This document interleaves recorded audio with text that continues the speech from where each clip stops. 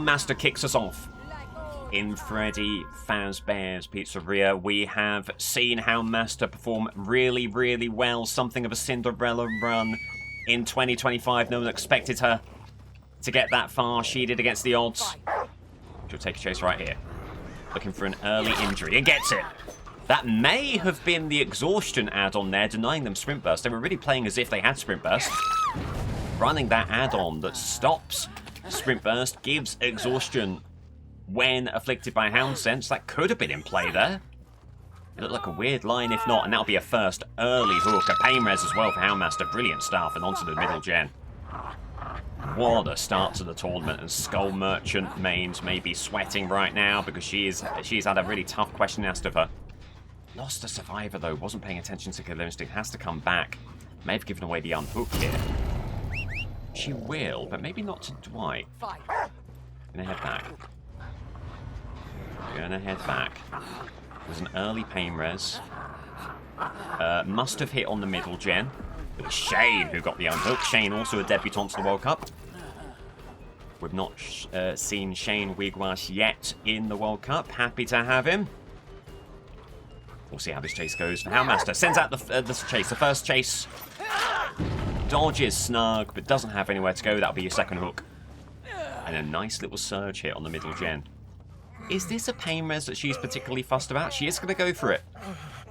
There could be a gen elsewhere with a lot of progress. Obviously, middle is no real concern right now.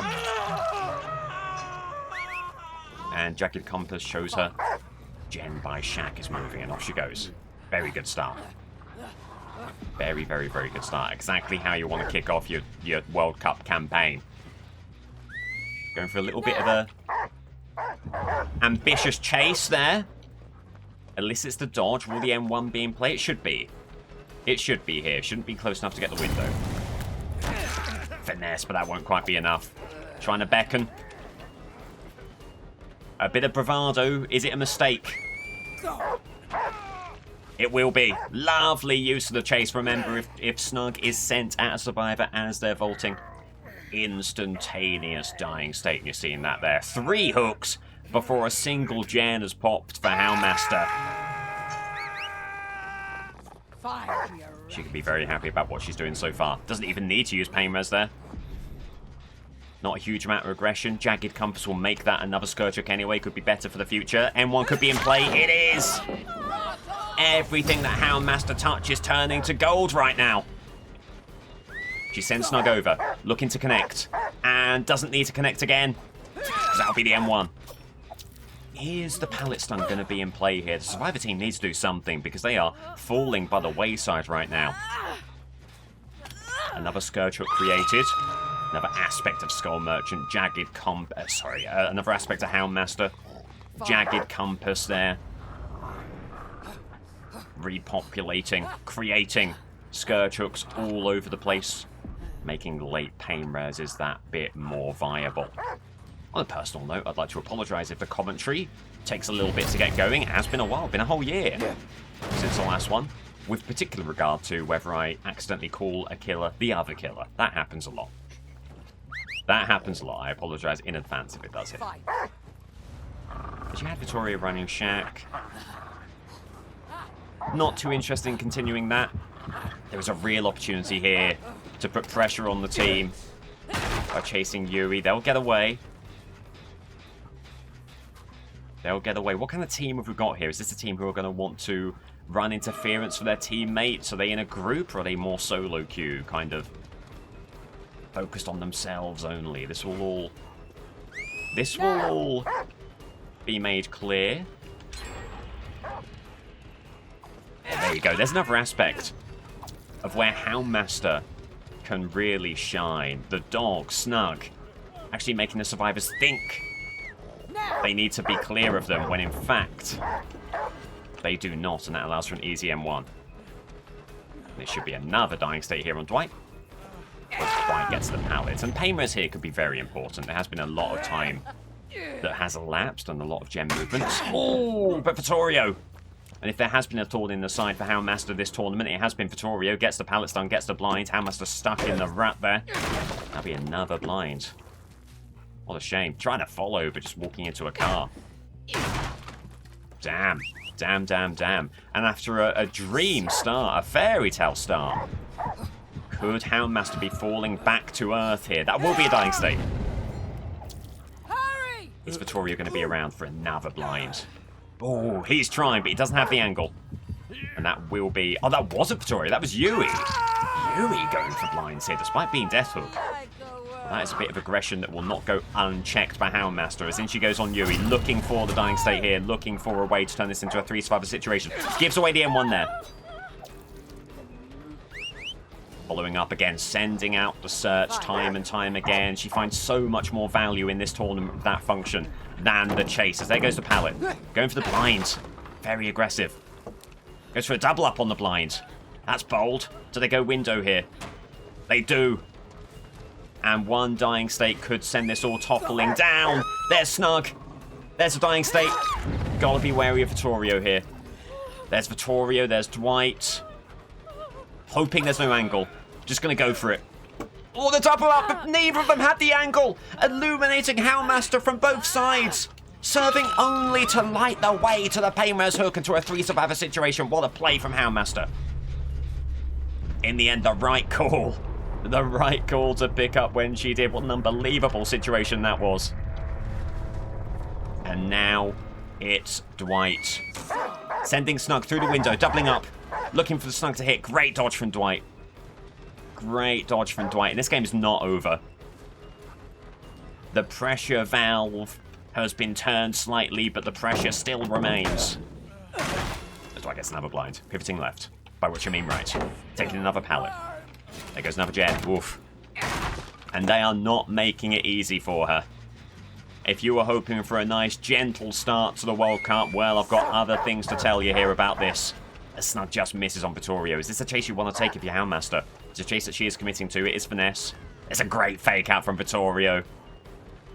Houndmaster, knowing it was finesse, thought that the vault could have been in play regardless. Good little fake from Vittorio there. Meanwhile, Shane is moving this game along, keeping on the gens where few others were.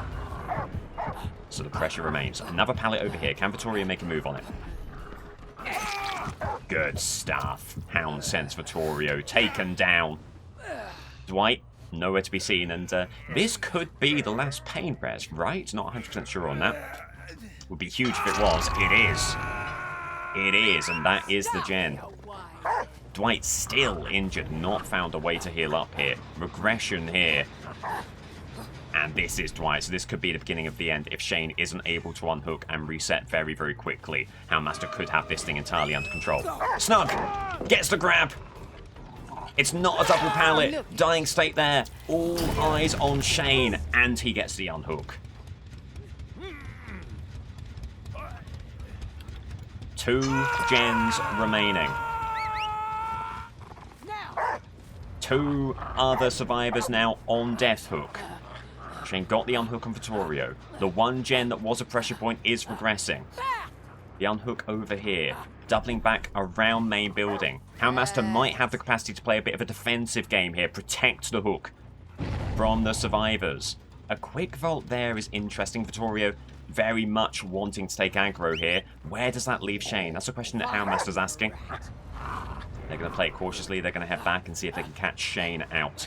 If you can chase Shane here in a 3-survivor situation, it forces Vittorio to go in for the unhook. It changes the game entirely, and the gen should be pretty much stalled out because of that. Is there scratch marks here? There are scratch marks here. Gen movement there. Where could they be? There's the unhook. What a shame. What a shame. Really didn't want to give that up. As they both double off to the right. Dwight's in position here. This could be a good chase for Houndmaster. If you can get the chase out there for Snug. Likely to be DS. Of course. Looking for that to connect. It does. Okay, good stuff. Good stuff. So leaving Dwight not playing into DS. Hoping it is DS. If it isn't, that is a bit of an embarrassing situation for Houndmaster, but there's nothing embarrassing about that. Marvellous hit on Vittorio, and barring some magic from Dwight Fairfield, that'll be a 2-survivor game. And if you're Houndmaster here, you might want to not go after Dwight. You might want to finally try and find Shane. There you go. And then give yourself time to find Dwight before Hatch is in play. That is indeed what she's going to do here. So the gem pops here. Shane goes this way. Cutting through main, looking to get ahead of Shane.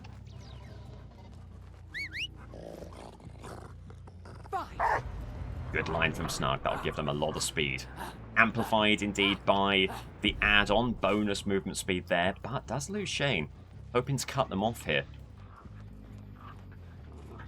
But if she can't find him, she may need to pivot, and that's exactly what happens. Shane has played a very cautious, conservative, hide-and-seek game, and it's working to counter Houndmaster right now.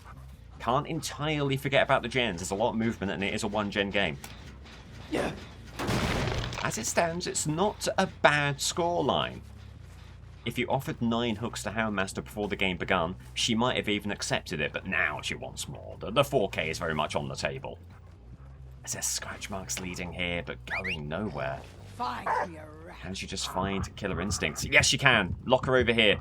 They should know that she knows. They don't know. And it is Shane. The perfect situation. The ideal situation. Find Dwight. Get the 4K. Get the 12 hook score. And really put the pressure on Skull Merchant here. Can she do it? Still got regression on that gen. Dwight is not too bothered about that. May anticipate the presence of Shaq Hatch. May be hanging around here for it. Listen. No immediate noises.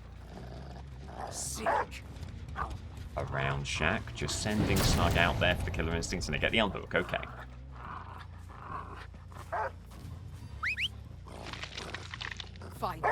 Okay, so this is tough now. Houndmaster will have to compete with some element of a hatch search here. Unless she finds both survivors close to one another, which seems unlikely in this situation. In a 2-survivor situation, you much more often see survivors splitting up, focusing on hatch. But this could be good. Getting a dying state right by Shaq. Setting yourself up for shutting Shaq thereafter. Could be amazing. Dead Hard here, likely. There it is, dying state. Okay. And Portia may have just secured the 12 hooks that she needed.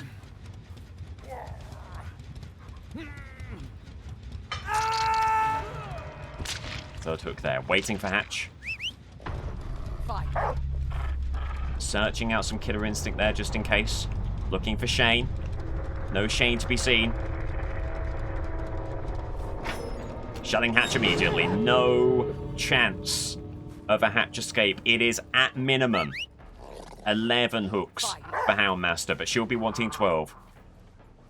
She'll be wanting to shut the door on any notion of a Skull Merchant victory here. If she does get 12 hooks, the best the Skull Merchant could do is tie. She has some good anti-gate tech here with Snug's search. She'll send Snug back to the other gate while patrolling this one herself. And she finds Shane. One light. That won't be enough. Shane asks for forgiveness. I'm sorry, that's not part of the tournament. GG. GG. Well played. And a fine opening performance. Not with some trials and tribulations for Houndmaster there. Some good torch plays, a pallet stun. But my god, how she performed. Brilliant start. 12 hooks for Houndmaster. We'll see what Skull Merchant can do. That was a good game. The palms are already sweaty. Dick.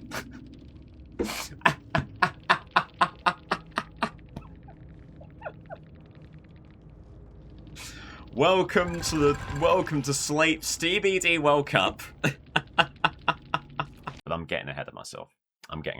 What is the DBD World Cup of Killers, or Slate's DBD World Cup, as distinct from the actual DBD World Cup, which they did do and which I understand was a huge success, and I applaud them for it. So this is different.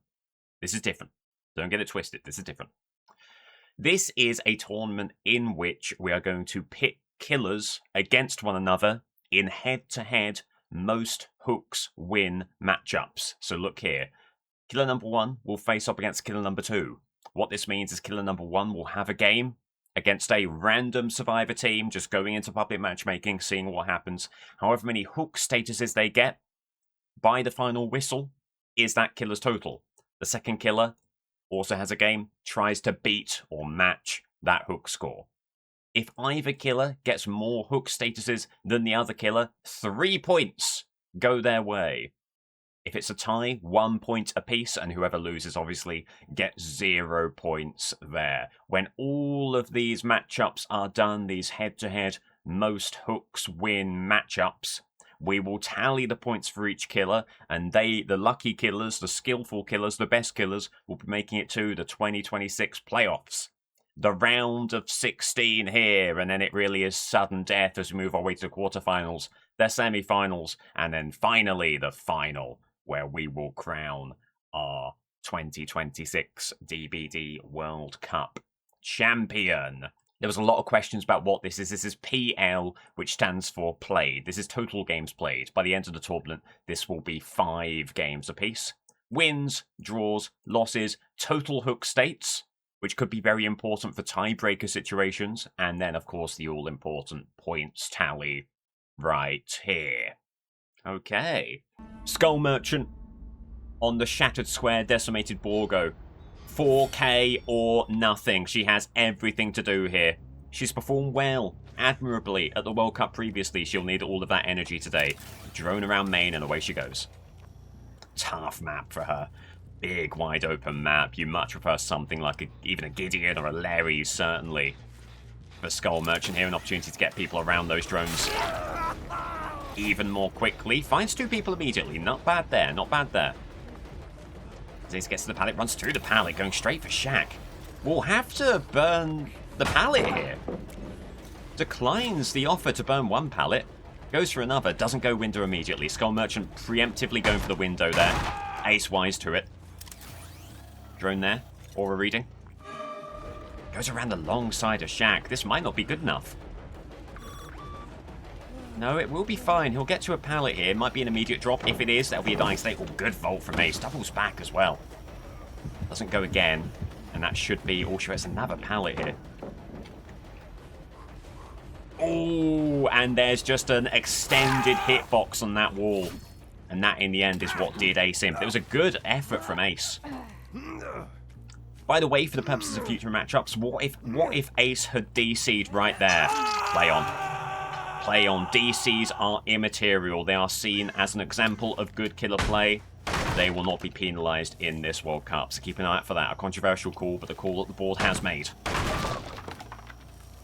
Good start for good start for Skull Merchant. It was not quite as good a start as it was for Houndmaster. Oh, M1 on the table. These survivors are giving everything away here.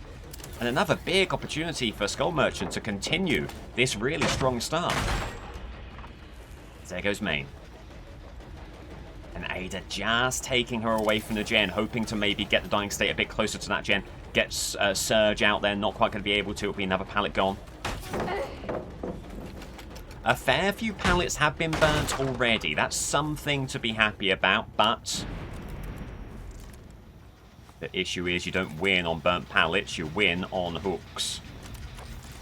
And that's what Skull Merchant needs to remember. And she's back to where Ace was unhooked to take stock of the situation over here, to get some pressure on these gens, maybe get a drone in what could be a fortuitous 3-gen spawn over here. Okay, okay. It was not a bad start by any means, but it wasn't quite as good as Houndmaster's. And remember, the bar has been set very, very high by her. Looking for the swing through the pallet, doesn't get it. Another pallet gone. Finding a lot of value from those pallets. Could have been smash hit as well. Nia Carlson has absolutely sprinted away there.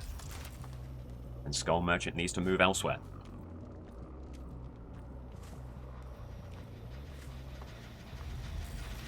There is a lot of gen movement now. Oh, and there's Ada. Gives away the M1 again. Another pallet there. Otherwise, Skull Merchant would have been tempted by the chase. Instead, make sure she's kicking, but loses another gen. This is tough. This is really, really tough. Ada runs through a pallet, heading to main, which will have another pallet. Certainly, you could say not as fortuitous a map for Skull Merchant here. Not that Freddy's Pizzeria is massively generous for Houndmaster, but you're seeing some of the issues with Borgo, as there's another pretty strong pallet right here. But misplayed by Ada. Dying state there. And could this be the start of something for Skull Merchant? She needs to build up some momentum here. A couple of quick dying states could do the world of good. Hook there on Ada. No drones in possession just yet. Recalls one, gets the Obliviousness. Gets the Undetectable, I should say. Apologies. And wow, there you go. There's the value of the undetectability. Cheryl takes a hit. Another drone. 2 drones on Shack. Makes this pretty tough for them. As they will vault. Oh, the fake out could have been good there. This will be another dying state. And this is huge now. This is 2 dying states at the same time. Finally, some value from Surge to get that gem regressing, but another one pops. Every little bit of fortune marred by tremendous misfortune, and we're seeing it again. Third hook for Skull Merchant really needs to get a move on. There's another gem pops. Nothing going her way right now. See how this goes. So Ace gets the window, takes the chase. Back to another very strong pallet. Needs to get it out there and does. Gets the kick. Bear in mind the one thing that could still swing this in Skull Merchant's favour. You are setting up for a very pallet-devoid matchup with Noed. Could that be what sends this back? Ace gives up on the heel. Nia doesn't. Leaves Ada in the lurch. Second hook here for Ada. No! Decisive strike still available. Couldn't have been much longer left on it. And every little glimmer of hope is being extinguished with brutal efficiency. As Ada misplays a tile, but has dead hard. Will anything go right for the Skull Merchant? It feels like it's going to be another one of those sorts of campaigns for her. Nasty, nasty stuff. Another injured party over here. We're calling a drone, getting undetectability. Staying in the game. Cheryl knows exactly what she needs to do. Injured parties running headlong away from the gens, leaving the healthy parties to move them along. And there are... The road to a point for the Skull Merchant is narrowing with every single move and every single missed opportunity. Injury there. So now, if you're Skull Merchant, you've got 3 injured parties moving away from the gens, leaving 1 survivor. Nia Carlson, healthy and able to pressure the gens. Got to force them out. Got to get them out of hiding. Got to get an injury here, but loses them. There they are. Okay. Someone plot twists. It's Ace Visconti. Up he goes. And it's another pallet. And it's another stun.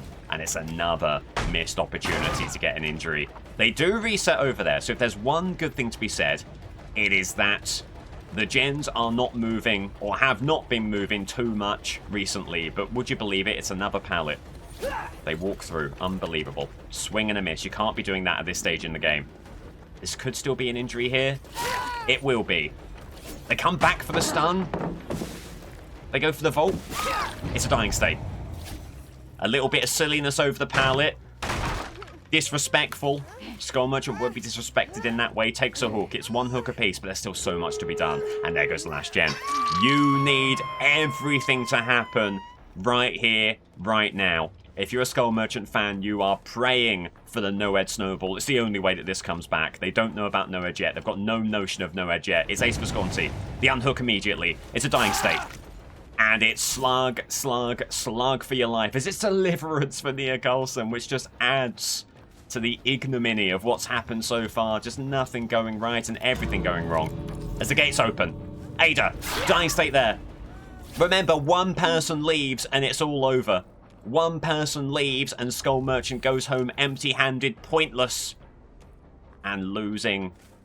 So Skull Merchant leaves empty-handed, pointless, and Houndmaster takes all 3 points. And the clock is on now. Anyone in the dying state could be crawling to the gate. For all we know, the other survivors are headed back to the gate over there to get that open. And there's the recovery on Ace. The one thing you're hoping for here is a level of altruism. Is this team going to stick around for one another? Are they going to go for recoveries? Are they going to go for saves? That's the one thing that Skull Merchant is relying on, hoping for.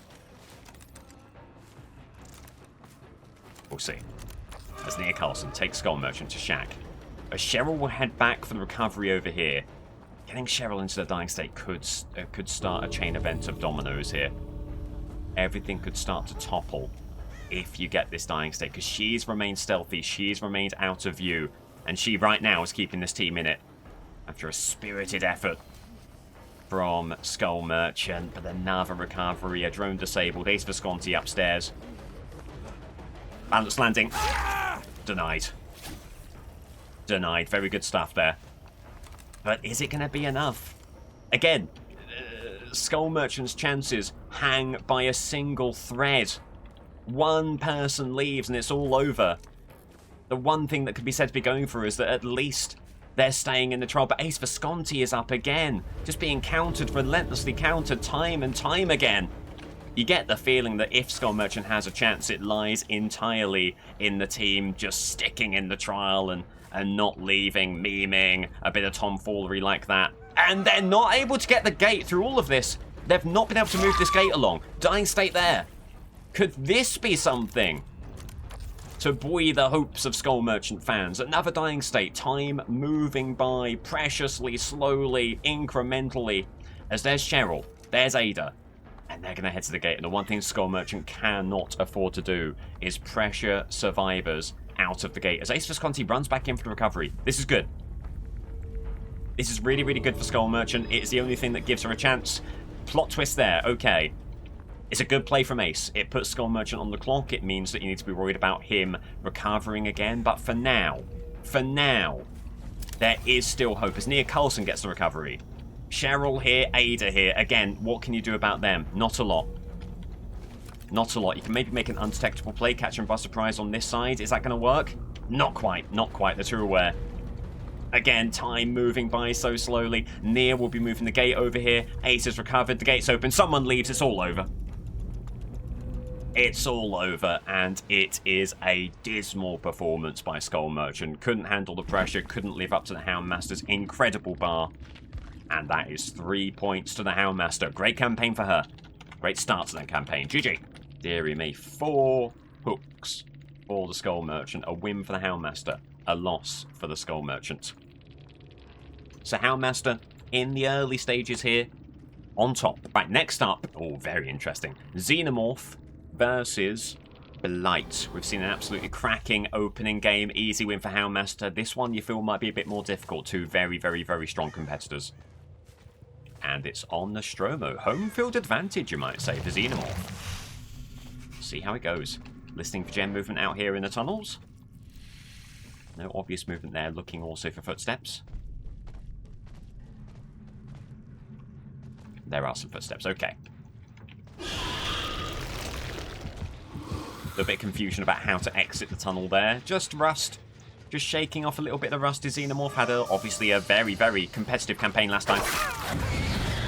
Looking to do the same here. Opening injury on Zarina. Gets rid of the turret. Keeps crawler mode. Very important. Xenomorph. Can she close down the opening chase here? No pallet burn. Okay. Always going to be cautious of those pallets. Against crawler mode. Xenomorph. Oh my god. A real battle of the wills there. A battle that they win briefly. Someone looking for the save. M1 there. Xenomorph not going to give that away, no chance. Just going to go for the grab now. Is the injured party still going to go for the pallet? Oh, thinking about it. Moves away. And that will be an opening hook. A boon in play as well. A boon in play as well. Something to be cautious about, but you're always happy to see the lack of gem progress that the boon implies. Teleporting nearby here. The injured party may be hanging around looking for potential save. Okay. Turret a bit further away than Xenomorph thought. Went for the swing. Doesn't connect, but doesn't lose crawler mode. That is important. As there's a heal on Zarina. That's good news. Again, more gem progress falling by the wayside in pursuit of the heal. Big whiff, though, and that means they'll have to compete with the turret before continuing the chase here. Just Gabriel. Good run from Gabriel Soma here. Looking for a way to get the tail attack out there, get the injury. Doesn't even need to in the end, M1. And still no unhook. Still no unhook. If Xenomorph can close down this chase in a quick time, that could be really, really good. But her chances, the turret. Oh, nightmare stuff. Had to swing when she did. She wasn't going to have tail attack for long, but Gabriel just eludes her. Damn, damn, damn. Could and maybe should have done better there. Get me to the pallet.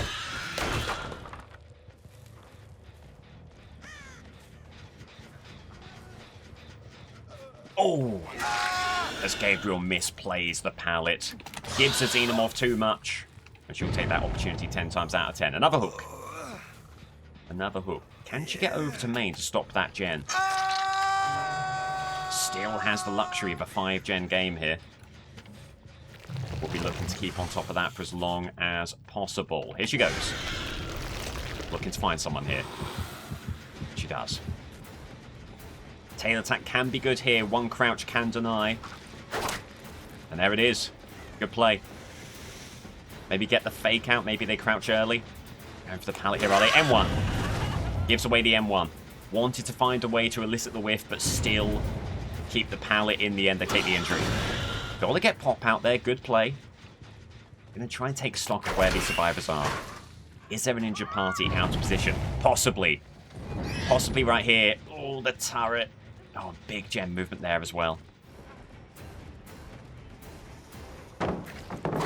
Oh, 5 moves ahead. Denies Xenomorph in the end. Without that perk, very likely a dying state.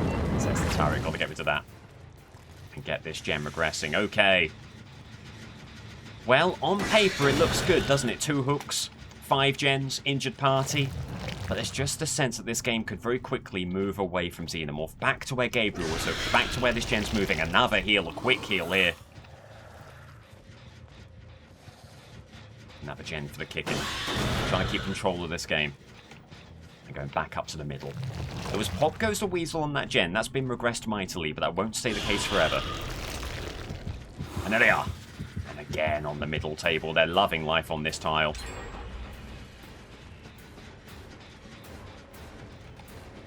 Good move there. Should be the M1. They're very fearful of the M2 as well they might be. There are opportunities for the Xenomorph to take advantage, get some M1s. That's what they're trying to do. But right now, you sense that that final clinical action is lacking here. As there's a pallet vaulting over. Oh, lend a hand. It blocks the pallet. That will still be the dying state. Could be a pallet save in the near future here. Is Xenomorph far enough away? Yes. No attempt offered in the end, but a gen pops. 2 gens, 3-gen game. And this is that kind of scary game state that we always thought was possible, as they do just set up another turret, but Xenomorph gets the injury. Okay. Going to get into the tunnel. Fly ahead of them. See what the plan is from here. Back to the middle. Another gen pops. None of these gens are the ones that Xenomorph was originally concerned about, and that's a very scary thing. How does Nia Carlson play this table?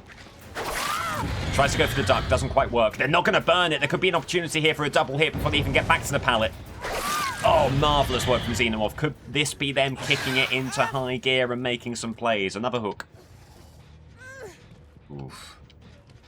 Nasty stuff. Didn't have either upstairs hook there, but does have basement, which will probably be even better for her.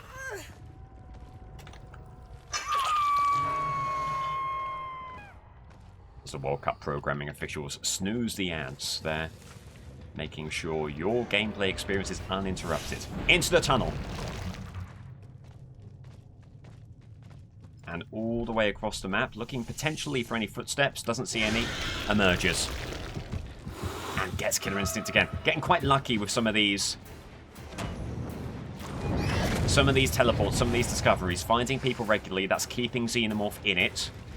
Everyone's one hooked. You might need to focus on one survivor if you're going to bring this back in the way that you need to. Hiding in the bush. Disrespectful there. Taking the M1. The M2 could be in play here.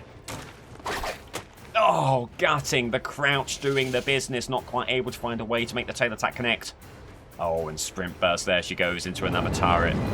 Nightmare stuff for the Xenomorph here. Might have to pivot. Heading back to main. Heading back to main. But you do ask the question, if not them, then who? Gotta find someone. Gotta find a way of getting control of this game once again. Back to main building. Back to the ship. Well-trodden ground for the Xenomorph as there's the M2. Jen is moving a great deal. banking on no one else getting on there in time. Would love Pop Goes the Weasel here. Would absolutely adore Pop Goes the Weasel. There's Dying State. There is someone up in the building, though, so you can't leave the gem for too long. Up she goes. Someone looking for a torch save. Maybe thinking about that above and beyond the gen itself. That could be huge for Xenomorph here. Getting the kick. But certainly needs to find a way of getting this hook. Might be able to get another one. Damn. Dying State there, at least. Massive. Lend a hand. It's live. Will it be enough? Oh, good dodge. Okay. Gotta find a way of getting a hook here. Gotta find a way of getting a hook. Will the pallet be blocked for long enough? It certainly will. It's another basement hook. And if you are going to bring back a game that's looking a little bit survivor-leaning right now, basement hooks might be the way to do it. Good stuff from Xenomorph. Second hook for Nia. And up Xenomorph goes. Looking to keep on top of this gem, which has been a constant pressure point for her. It is still aggressing. Oh, if anything, you might have liked Serena to have committed to that gen to get Pop Goes the Weasel kick out there. Oh my... They get the stun? They get that stun? That is absolutely absurd. Great play from them. M2, it's ambitious. It's too ambitious. Not range. Range wasn't there for it. As someone, presumably Gabriel, gets the unhook. Xenomorph going to go back. Gen's still regressing. But there could be gen movement otherwise. Indeed, there is. There it goes. As they're healing in basement, this is a big mistake, and this could work well for Xenomorph. Had to get the injury on someone there. Gets the M2 on Nia Carlson. Needs a survivor out of this game. And Xenomorph has clearly found their target here. Is that a legacy skin for Nia? Oh dear, maybe the problems were there to begin with for Xenomorph. Looking for a way to get the M2. There's Dead Hard. It's too early. It's too early. Are they going to get the pallet save here? Oh, they do. They do. And a game marred by generous pallet stuns continues there. Nia Carlson comes back for the flashlight save. That could be a huge issue. That could be way too aggressive there, but Xenomorph has to head back, has to keep on top of this gen. What a nightmare. And you feel like that had to be the way of bringing this back as the M2 misses. The M2 misses there into a turret. Again, that one hits, okay. The last one looked more like a hit than that one. And then that one definitely looked like a hit. That's just the way of it, I suppose. There's the gen kick, keeping this one under control. And in a tournament which has already seen the discrepancy between a great Survivor team and a not-so-great Survivor team, Xenomorph fans can feel very aggrieved that they appear to have fallen on the former side of that equation here. This is tough stuff. Never mind. Ah, they do have Sprint Burst, though. Okay, good use of that perk. Gotta just take this pallet. Ooh, pivoting. Good stuff there. M1 needs a hook, needs Pop Goes the Weasel, needs to keep this game on side, but they're just going to run headlong away from the gen now. And what can Xenomorph even do here? Has to get a hook, but has to keep the game under control. Spinning 1,000 plates on fewer than 1,000 hands right now as Nia Carlson's doing some moonwalking and takes the M2. Likely to be maybe Gabriel on the gen of there. Could have gone for the M2. Maybe speaks to how unconfident Xenomorph is right now. Loses the gen, so Pop Goes the Weasel will be no issue at all. Does still have no way out. There is still some element of endgame here for the Xenomorph. Will need to use every single bit of it if they're going to have a chance here. No one's tapped a gate yet. Nia Carlson on the back to the left. We'll be looking for the unhook. There's no way out. There's no way out. So 60 seconds for Xenomorph to exert her influence, to press her will, and to bring something back here. What a tough game it's been, but it isn't over yet. M2 here on Gabriel gets the Dying State. Gonna take the hook. Plenty of time here. Take the hook. Bank that hook state. Every hook is so important in the DBD World Cup. They're gonna go for blinds. They're gonna maybe take injuries in trying to save this hook. I think that's the wrong call from the team. M1 there. M1 there. This might still be a hook. If it is still a hook, this is absurdly bad play from the team. Again, with no hope of an escape, with no way out. Do they know about no way out? That's the kind of play you make when you've got a gate at least 99, not the kind of play you make when you've not even got any gate at 0. M1 there. Pivoting off to the right. Looking for a quick Dying State here up the ramp. This could be huge. Oh, millimeters away from a really good play, which would have swung the game back in Xenomorph's favor. As it stands, Serena keeps on running. The only person not dead on hook. You don't hate this chase, though, for Xenomorph in terms of what it does for your hook state. Slug there, moving back. Moving back. They're both healed up. They're heading that way. Xenomorph's going to try and get ahead of them via the tunnel. They get the unhook pretty quickly. The pressure might be on here. The gates are now available. Are they moving them? It's a great question. Ooh, just ends up a bit too distant from the gate. The heal there. Pretty quick heal as well. Possibility that it's Resurgence. Nia Carlson's doing something best known only to herself. Damn. Damn, damn, damn. Whiff for the M2. Looking for a hit here. Gets it. Nice. Charging up the M2 around the corner, giving no possibility for the dying state. They've got endurance, obviously. M1 here. They're on the gate. They get the gate. Xenomorph needs a dying state. Has to have a dying state. The Twitch TV streamer is coming in for the hit, and they may have just saved them the game. GG. What an absolute nightmare. However, Nia Carlson is still around here somewhere. Dying state here. Okay, that apparently doesn't hit. You tell me how that happens. Nia Carlson's around. They're probably off to the other gate. They might be making a play for Hatch, and it's all over. But 7 hooks might be enough. It's below par for sure, but if Blight has a poor game, and Blight is a notoriously variable killer in this tournament, there could be hope for Xenomorph. GG. Gutting. Absolutely gutting. GG. GG. What a disappointing game for Xenomorph there. I think the Xenomorph team can be happy with their killer's performance. Just a litany of misfortune that befell them. GG, on to the next. And Blight, looking to beat 7 hooks on dead sands. Early rushes. Searching for early intel and finds a survivor over here. Looking to catch them off guard. Doesn't quite. But has the early chase. Has the early opportunity here. And looking to make a really quick start to this is Blight. Just checking there wasn't anyone hiding behind that boulder. Good awareness from him. And this will not be a pallet drop. And good play from them. Blight going around the tunnel. Good opportunity here if he can catch them off guard. And he may have done just that. Went every which way but the correct way there, and the survivor is gone. And also gone is the first totem. Plenty of them in this trial, and Thrill of the Hunt guarding them, but can't afford to lose too many more. M1 on Meg. Opportunity for an early dying state here. If Blight can connect with this, goes up the hill. Good play from Meg. It is Blood Favor. So actually can just run through the pallet here. Meg does well to counter that. Doubles back, okay. And obviously this is not the Blight of old. This is Blight with the range killer speed. How much of a detriment will that be from early indications? Quite the detriment. Tough start. Just not finding a way of getting that final hit for the first hook. Xenomorph buoyed by what she's seeing so far. Could there be hope for the Xenomorph? It's looking like it. Go for a rush. Gonna try and get through the pallet with it. Good play from Meg again. Trying a little mind game, but it doesn't work. Meg's already left the tunnel, and they're getting distance.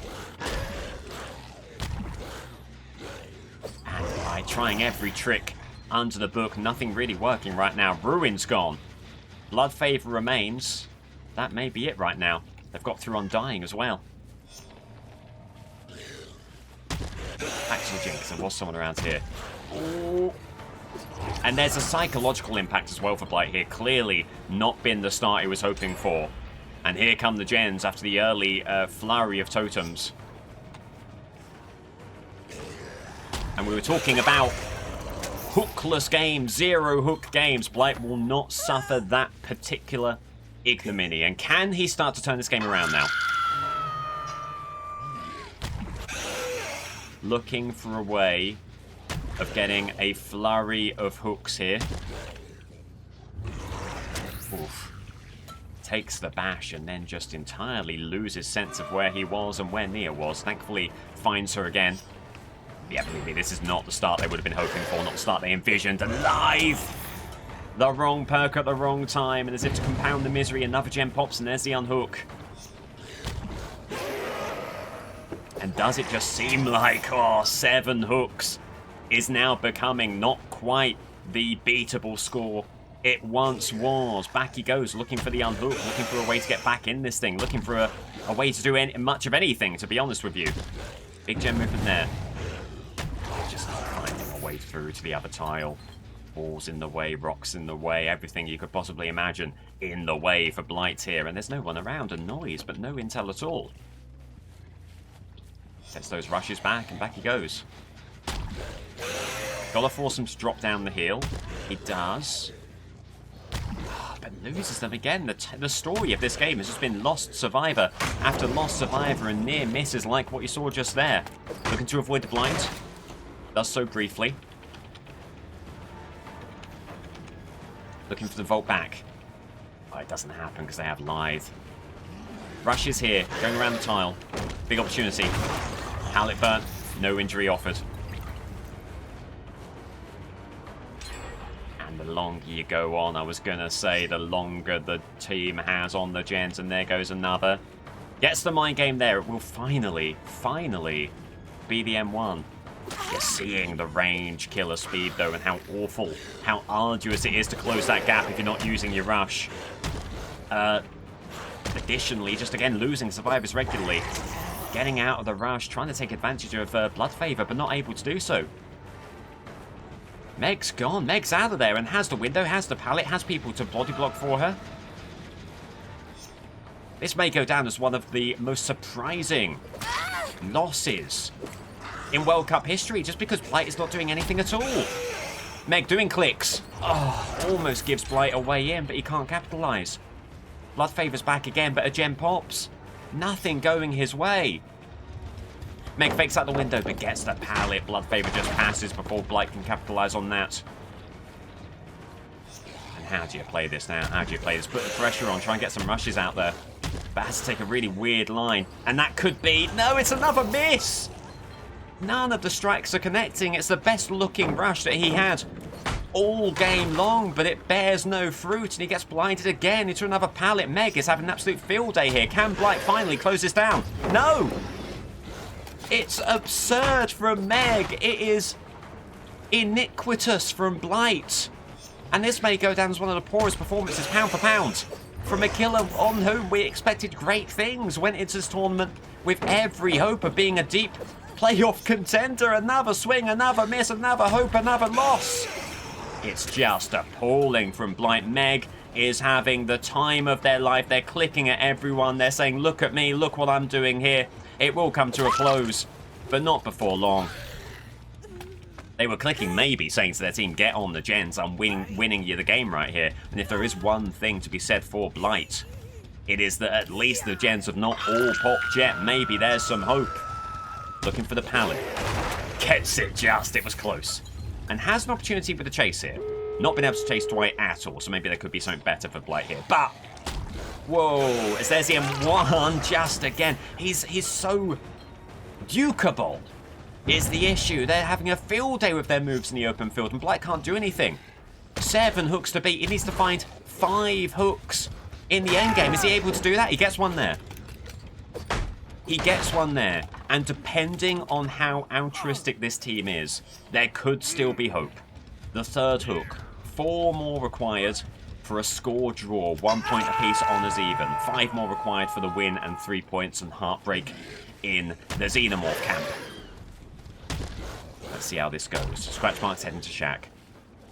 Not quite going to be able to close that down, nothing to bump into. You can't chase Meg again if you're Blight. The Blight team in his ear saying anyone but Meg, and you can understand why. This is not the original Meg, this is a different Meg. We'll see what kind of gamer they are. This is the Blight this is just the Blight will take. M1 there. Can he get ahead of Meg and deny them gate? This could be 99 gates, really helping out Blight. It's not even 99, it's barely open. M1 there. Injury on Nia Carlson. Injury for Meg. Injury for Blight. Blood Favor against all odds is still up here. A gate is open, but it's distant from this chase. You've got 2 injured parties, including Meg Thomas here. Are they going to vault this window? They do not. This will be the dying state as long as Dead Hard is not in play. There it is. Taking the hook. Can't really afford to give them anything here. Can't afford to leave hooks on the table. Taking the hook right here. And now asking the question of the team. How much are you here for your friend? What are you going to give to get this rescue? Was there someone hiding here, by the way? no, it was the tendrils of the gen that were just caught in our peripheral vision. The heal is going on, presumably quite close to the gate. There's one thing that Blight cannot allow, and it's that gate to be open. They do not get the full heal. They do get the full heal. Damn. Damn shame. A real shame how late Blight found them there. M1 could be on the table here. And if you get that M1, and if Meg takes you away, there could be an opportunity here to split the group, get another dying state. Oh, but they just take a line that he wasn't expecting. Where have they gone? The unhook over there. The gate will be open. You've got to split the field. You've got to find a way of getting another unhook here. But that gate's open. Meg's gone. Meg's gone. It might be all over. If Blight cannot get one final brilliant rush here, he will start with a loss. And that's all over. GG. And I think in the end, 4 hooks is kind of flattering for the performance that he put forward. Awful from the Blight. Matches a Skull Merchant. It'll be a huge win for the Xenomorph there. GG. Xenomorph gets the win on the back of a paltry 7 hooks. Blight has an appalling performance and suffers an opening game loss. And if you think things are going to get better, get ready for a Twins game. Twins on Gideon up against Plague, looking to get as many hooks on the table as possible. Early door kick here, going to try and open the way for Victor to have as much free reign of the map as possible. Talking of, there he goes immediately. Looking to find people, looking to patrol, looking to put some pressure on, looking to get an injury, and with any luck, get the opening hook here as there is movement. And there is Victor. Immediate hit there, very good. Now, where's the upstairs path for Charlotte? Gonna have to go up these stairs. How is Gideon for Twins? Very interesting. I mean, you never want to go here with many killers, or indeed any killers. Is there scratch marks here? Yep, you knew Rick was around. So Charlotte taking good advantage of that. Oh! Killer instinct there, you know what that means? Charlotte with Victor, Kate with Victor downstairs here. Good opportunity to maybe get the dying state, and if Rick's still around, maybe get a couple of dying states. But as it stands, nothing yet, just a couple of injuries. This could be really good for Victor here. A lot of pallets that Victor might not care that much about. Following the bloodstains here. There's Rick. There's the dying state. Also blood going this way, so Victor's going to go on a little bit of an excursion. See if he can discover Kate, who drops a pallet immediately. Oh, it is an unbelievably near miss for Victor. It might not be over yet. 2 dying states this early on for Twins could be huge. Nowhere to dodge. Dying state. What a start for Charlotte. What a start for Victor. And we were asking the question, which Victor is going to show up? Well, he's done sensational work there to put the Twins in a really good early spot. Interesting decision to go for Kate first. You might have considered picking up Rick, who had more progress on the recovery. But Charlotte decides to go for Kate and then moving back to Rick. There will be someone moving over there. They may well end up kicking Victor here. Still searching for Rick, who did crawl into this hovel, but has left, gone somewhere else. Oof, no intel as to his whereabouts yet. Picked up by someone. Every chance it was Kate who was in the area. Damn. Well, at the very least, the game has been stalled out by that, but let's be honest, the Twins were really looking for a double hook situation there. Finds an injured party. Taking the chase, keeping Victor in a pretty good position down there. Should get some pretty good intel. In fact, killer instinct. Kate looking for the hit. Oh, as Victor just slams into the shelving unit.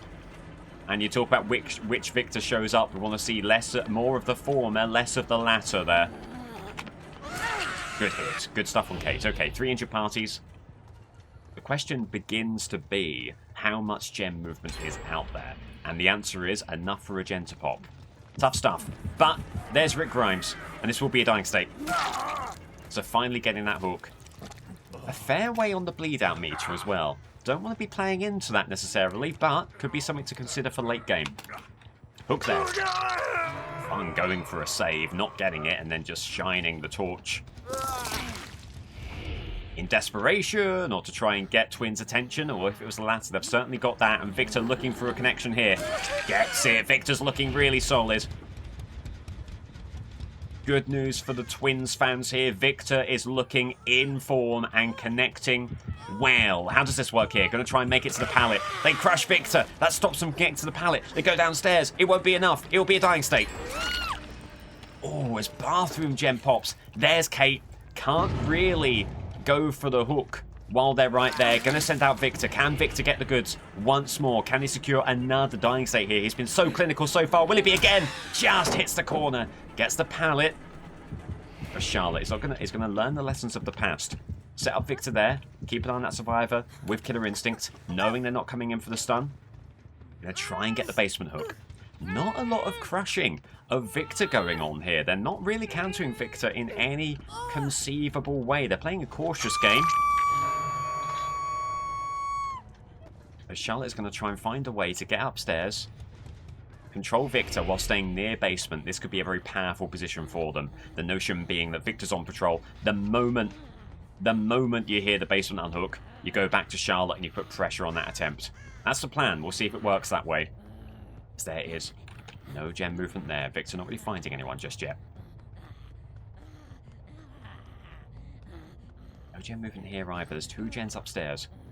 Split of gens is kind of nasty for Twins here. No obvious 3-gen situations. Very easy for the survivors to work between floors. Put some pressure on that way. There's potential energy from Rick. Countered nicely. Just coming back in time to see someone who was going for the save. In fact, Charlotte may have just been wholesale body blocking the approach to basement there, meaning there was no way through for Kate. Taking the stun. There is the unhook. Damn, so there was someone else in the vicinity. Getting Charlotte out, sending Victor back. Oh, who is also body blocked by Charlotte? Charlotte, not only a killer, but also an impediment, an obstacle, a body block. And we're seeing that here, as they're not going to burn the pallet and they'll take the dying state. Okay, so finding ways to stay in the game here as Twins. Wastes a coup de grace stack there, not really thinking. A thoughtless act from Charlotte. Hopefully that doesn't come back to bite them. Coup de grace not being too active of a help so far, but could be very important in the endgame. This will be second hook in the basement. No wiggling happening, so every opportunity to go right back to the back hook. And we've seen once already how good Charlotte can be at just body blocking the way. Maybe here would be good, although Victor's too close. There you go. That's not bad. That's not bad. Victor back on his patrol. Trying to keep the gens on side. There was movement here. There is again. Rick Grimes takes Victor again. Deja vu on that gen. Not the perk, but the actual thing. Oh, is there someone moving this way? This will be the person going for the save. This is absolutely someone who Charlotte wants to pressure. Because all of a sudden, you'll be putting a lot of pressure on a basement unhook with a survivor who's death hook. Oh, but there go 2 gens. For every victory, there is something going against her. M1 there. Getting another M1 on Kate. And you might now be thinking, if there's a way through, it definitely involves finding a way of getting Fung, the death hook survivor, out of this game. Here goes Victor. Can he do the business for the Twins here? Bloodstains were going this way, but then unceremoniously end. Nothing to be seen there. Got to keep control of these last 2 gens downstairs. As it stands, 4 hooks. That number we've seen so much. And as we've already seen, 4 hooks will certainly not be enough. Need more here. Needing more. Not found a way of kicking any gens, by the way, so the build has been a complete bust. We'll finally get oppression out there, hoping for a blown skill check, hoping for some intel. Gets nothing of the sort. Victor's back. Ever so slight aura reading. There's Kate! Big opportunity. Can Victor do it again? Asking a lot of Victor this time. And there it is. Victor again. Trying to single-handedly drag the Twins to a victory. Doing great work. Rick Grimes dying state there. Victor's on an absolute tear.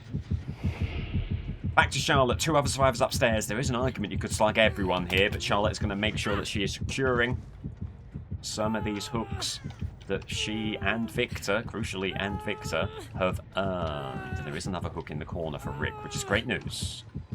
Great news for the Twins. 5th hook. So that difficult 4th hook stage has been surpassed. And unless something happens here, she'll get a 6th. Could have kicked the gen and then got the hook for double Pop Goes Weasel value, but who's to say if Rick is able to crawl under the pallet that they wouldn't have got the save as here's Feng Min. M1 there. Oh, and both survivors are here. This is absolutely monumental. Trying to get a moonwalk out there. Will this work? Has Feng been fooled? Not quite, but it is coup de grace. Early lunge. Denies the pallet. Gonna take the hook. Gonna take the hook, make it a 3 survivor game. There is an argument to have gone for Kate there. Charlotte isn't going to. Gonna ensure that you're getting someone out of this trial. Heading downstairs. Victor's gone. There's Kate. Is this a dead end? It isn't. Oh, lucky for them it isn't. 3 coup de grace stacks. Charlotte does have that effectiveness. That ability to get dying states where other killers wouldn't, including here. They weren't ready for it. They can't get the pallet. It's another dying state. It's a 2 survivor situation. Now, this is very interesting. You absolutely want to go after Kate Denson here. You want to deny Rick any opportunity of a hatch game, but you can't be fully focused on that. It's a 1-gen game. For all the twins know, they could be getting on the gens right now and moving to the gates, and they have nothing in the way of endgame pressure unless you count coup de grace as a kind of endgame perk, which, yeah, I suppose. There's movement here. Could this be Kate Denson? There's movement here as well. Rick Grimes gets Victor, but burns a pallet in doing so, and good intel for Charlotte. Knows exactly where she needs to go, kicking this gen as Kate runs into this room as well. The ideal thing for Charlotte and for the twins is that Kate takes aggro for Rick. Getting the kick here, Pop Goes Weasel. Getting the pallet out there. Making like she hasn't seen Kate Denson. But of course she has. And Kate caught unawares. M1 here. Gets the window. Could it be time for Victor? Unbinding Victor here keeps Charlotte kind of close to that pressure point, close to that gen. Allows her the opportunity to initiate the game plan that we were talking about. Getting Kate, leaving Rick, denying hatch while Kate's on hook. Looking like it's a good situation for the twins. Oh, Victor! Couldn't quite make the play on the stairs, but Kate comes back. Looked for the kick on Victor, instead finds only the dying state. Unbelievable work again from Victor, foiled by the verticality. But resolute in his ability to get the dying state. And it will be a hook here and plenty of time. Plenty of time here to search for Rick Grimes and to deny hatch and to maybe secure a 12 hook performance, which Plague will find very difficult. With the level of Survivor right now, Plague will find that very, very difficult to replicate, has to be said. Okay. Rick Grimes, does he get back on the gen? Is he looking for the home run play? He doesn't. He gets on the unhook immediately. He gets on the unhook immediately. There he is. He wants to take hatch. It's almost like he's read the rule book. He knows now, with the lack of intel on Kate, that Charlotte is on a bound. On a bound to go for the hook. And she will. But this is so tough now because Kate has a great opportunity of securing hatch and denying twins what could be a vital couple of final hook states. Deary, deary me. Here's a question. Do you go Victor here? Victor has the faster patrol, but Charlotte is the only one who can shut hatches. There's genuine question here about who you use for this patrol. Charlotte's going to start with Victor. Victor searching for injury noises. Ears attuned. Goes back to Charlotte. Goes back to Charlotte! Oh my god, not the time for a bug. Right, setting up Victor there. Hoping for killer instinct. Meanwhile, has to find hatch. There's Kate. Oh, and this could be monumental for twins. Gotta keep them on these tiles. Can't allow them. Control of the map. Can't allow them to flee. Keep them here. Come back. And are they doing this? Okay. Recall Victor. Come back. You need that kind of clinical edge that Victor provides. Ooh, but in doing that, they've found a way to get away from the tile. They're right back to it. This could be all over. No coup de grace stack. Is it needed? No. GG. And assuming there's a hook, which there will be, it's a 4K 12-hook performance of Twins. What a game.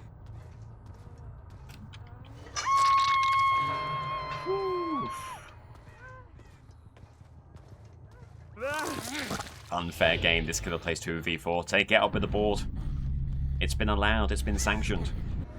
Wonderful cosmetic for Plague. It'll be another indoor map. We'll see if she can match the indoor map performance of the Twins. Needs a 4K. Nothing else will do. On Hawkins. Okay, and obviously one of the add-ons increases infection level for survivors working on infected objects. Immediate DC there for Claudette. Play on.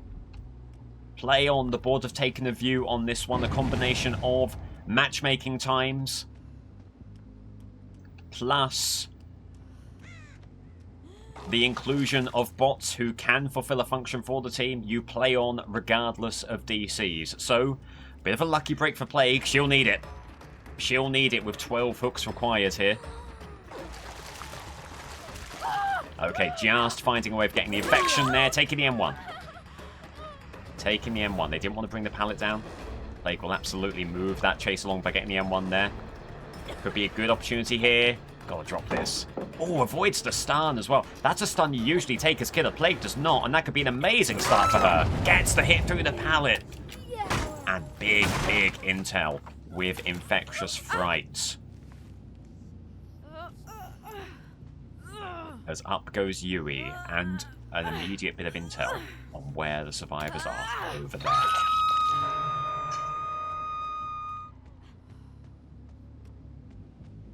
Dwight infected to the point of injury. Claudette infected to the point of injury. Finding Dwight here. Claudette's gone off, assuming it was those two survivors on the gen. Don't know where Claudette's gone. Dwight right here. There's an argument you could maybe go for the bot in a situation like this. Not going to.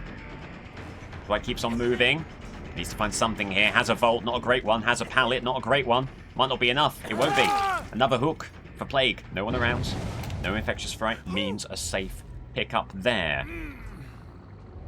No pain measures at this stage in the game. You might even prefer basement. Should be a relative lack of gem movement here. Basement hook is going to be tough against Plague. It's tough against anyone. Just to make sure there's infection upon the unhook. Did any of that connect? Who knows? Who knows? The visual indicators on when infection does and doesn't connect can be a little bit off. Okay, as there is... see what I mean? There is Hanato.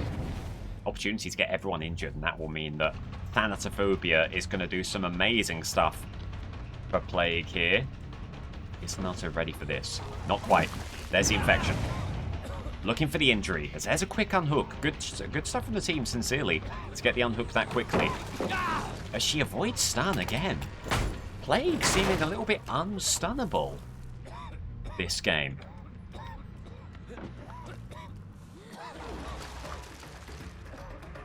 Really needing to top off this infection. It does so much for Plague if she can make it happen. And there it is.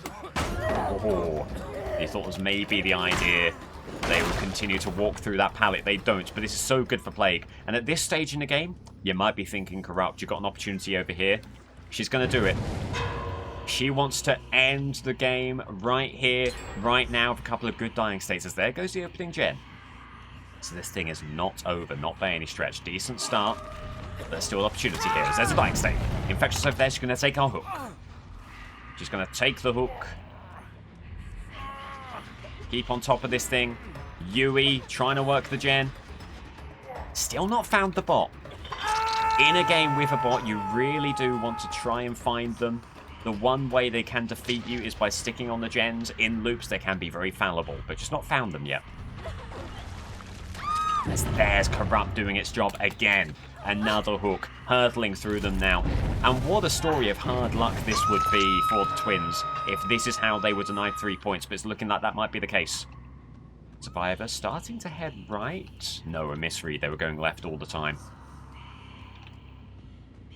They stop and start, remove their scratch marks, looking for Corrupt Purge. Had very little time. Very little time to make a play there. Dwight gets the unhook. It is... shoulder the burden from Hanato, and Yui's going to hold the body block here. And Plague can wait all day. Plague can wait all day. 15 seconds to wait. Here to get to that pallet. It's dead hard. Oh my god, what is that interaction? What is that interaction? Good lord. You gotta feel hard done by if you're Yui in that situation. You try and be dead hard to perfection. You get to the pallet, you drop it. You think you're in safety, but for some reason, post dead hard, but pre-pallet drop, there's just that frame of, well, not invincibility, vincibility, I suppose.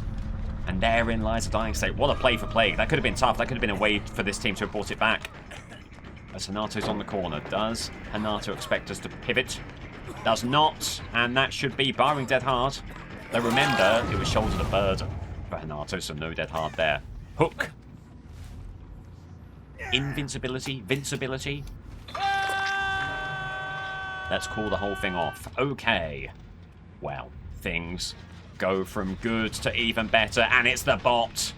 And we'll see how well the bot runs these somewhat tough and sometimes tricky Hawkins loops. They don't do much of anything. Dying state there.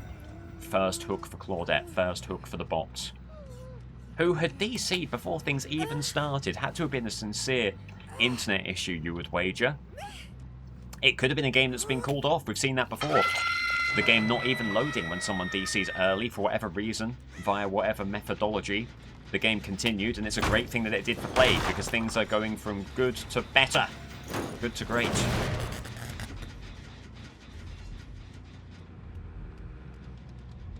Now, remember, there is still every chance that the twins take home the win. It's tough to see a way that survivors will escape via gate, but Hatch will not be spawned by the offering. Plague has no control over where Hatch will be.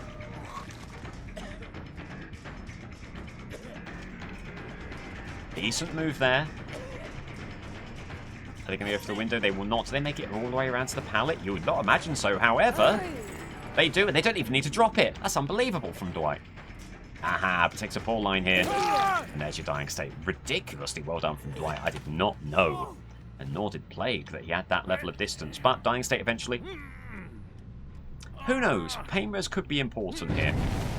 If there were any hope of bringing this back via the gens, Pain res should hopefully extinguish such flames. Get this kicked as well. No real need right now to worry about infecting gens. Everyone has been infected all game, and no one has removed their infection yet. They're very concerned by Corrupt Purge, or they're just checked out of this one and they see no way back, and you can understand why. Unhook there. Likely to have been the bot who did it. Although in this situation, if you're thinking about game awareness, if you think about tactics, it might be worth keeping the bot in play. Never mind. Never mind. Go ahead, then take the hook. You're just thinking about ways to deny Hatch, which Plague will have to do, while also staying within the rules laid out in the World Cup, wherein you cannot aggressively slug for the 4K. Everyone will be death hooked, so it seems very likely there will be some kind of situation in which survivors will be searching for Hatch, and on Larry's, it can be a real toss-up, so we'll see. Injured party on the left. Running headlong away. Fake out the window there, by which I mean the door. Good move from Plague, taking the diagonal. And Dwight loves this room. He made a good move on the pallet before. Or will this be enough? Will be a drop there. Oh my god, great dodge, but just body blocking the pallet. Amazing work from Dwight, sincerely. Who does Plague prioritize here? Who do you think has a better chance of getting Hatch? You probably want to leave the bot, right? Have a little bit more predictability. The bot maybe will be a bit more cautious about staying away from the terror radius. Might move away from the Hatch in certain situations. Oh, and that may be the situation that presents itself here as Hanato brings down the pallet, looking to escape. Won't be able to. Could be dead hard. It won't be. Dying state. I commentated that it won't be before we knew that it wasn't dead hard. That could have landed egg on all of our faces, but thankfully no such issues. As Claudette was off on the right. Scratch marks here is so important for Plague. Right, 11 hooks. It's not over. They need the full complement. They need to deny Hatch. They need to find the bot before the bot finds Hatch, and it's looking good here. It's looking great here. They're caught on something. They think it's all over, and it is. What a grab. Now, she can Mori if she wants to. And if there were no hook available, she would. Doesn't have to. 12 hooks. There's going to be a lot of consternation in the Twins' entourage there. The immediate DC, by the rules laid out of the World Cup, you do play on, and they've certainly capitalised on that. And put together just an exemplary performance here. Not a bit of cleansing from the team. Just infection all the way. Thanatophobia, keeping the game stalled. Didn't even need pain res in the end. Very, very well done. And you feel like Group A needed a game like that to wrap things up. Some really poorly played games, but not in that final matchup. Wonderful stuff. A tie. 12 hooks apiece. Let's sort that table. Group A, after the first round, Houndmaster on top, Xenomorph second, Twins and Plague tied for third, and Skull, Merchant and Blight tied for fifth. We go to Group B, and it will be Trickster versus Clown. There's a lot of hype around Trickster and what he can do this tournament. The big rework between last tournament and this tournament. A lot of people are saying that will put him in a more competitive spot. I could certainly see it being the case. Trickster, Shelter Woods. Game on. Time for my reveal, and a very apt statement there. First 2026 World Cup outing for Trickster. First outing with the new and possibly improved Trickster, the rework. He's a dynamic and maybe more well-rounded killer. He'll be looking to utilise all of those strengths to get stuff going here. Some early misses, not going to let those get to him. My God, the board obviously, as always, says play on. It's a great start for Trickster. It might be someone who's not too keen on Trickster there. I don't know what was going on. Or maybe they thought the chase was done from the very get-go. Fascinating, fascinating stuff. Someone right here, not going to burn a pallet. 1, 2, 3 blades out there. Pretty good, pretty good. Only 13 blades in the back pocket. Looking for it to get the injury out there. Went the other way. They're staying on the tile, however. They're staying on this pallet here. Another blade out there. There's the unhook. Got a kick here, not finding a way of getting those last few blades out there. As there's one, you've got 2 blades left and you need 2 blades for an injury. How can you play this if you're Trickster? Are you going to connect with both? You need to. 1, 2. Oh, doesn't connect. Doesn't connect. Got to reload. Damn. Looking for better there was Trickster. Really going for it. Really trying to make those blades connect. Trying to be efficient with them. Needs one more. There it is. Oh, and there you go. The add-on. Distant blades cause double laceration. Could have been key there. I wasn't paying attention. But I wouldn't be surprised if that was what made the injury happen just before the pallet there. As there's Sable. Going for the blind. Gets it. Are they going to leave? Are they going to leave here? No immediate scratch marks.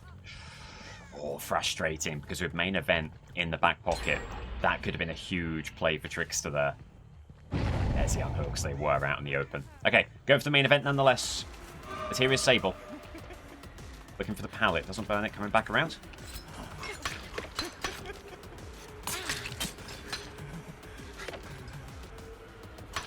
Looking for a way of getting that injury. All important. Oh, out of blades. Out of the blades. Main event here. The issue being the pallet is a real threat. They might have to drop here. They don't. They do. Weird latency in that play there. They take the hit. Could this be a main event play? Ah, just missing out on it. Just missing out on it. Back down to E rank they go. Really poor from Trickster there. Needed to find a way of getting that main event out there. Punishing the mistake of running into the open field. Alright. Well, did Sable stick on this pallet? They did not. They've gone elsewhere. Shining their torch at people, being like, come here, go there, get that totem. But it is just lighting the way for Trickster to put some pressure on. If there's anyone bringing this game back, Cheryl is absolutely bringing this game back from Trickster. I don't know what they're playing at, but they have no interest in playing this game in any kind of proper way. And that'll be a basement hook, and it'll be second hook. So in spite of a very tough chase there... where the game looks to be in a pretty dismal spot, Cheryl has just handed Trickster a lifeline. Unbelievable. There will be collusion shouts here. Hearing me, Sable trying to remain evasive.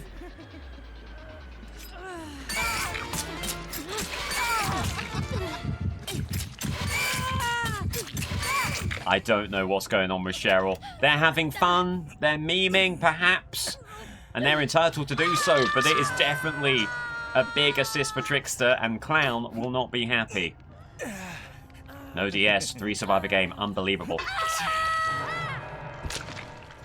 They could be doing a no-run game, you know, I'm the last person to criticise there, because I have done that myself.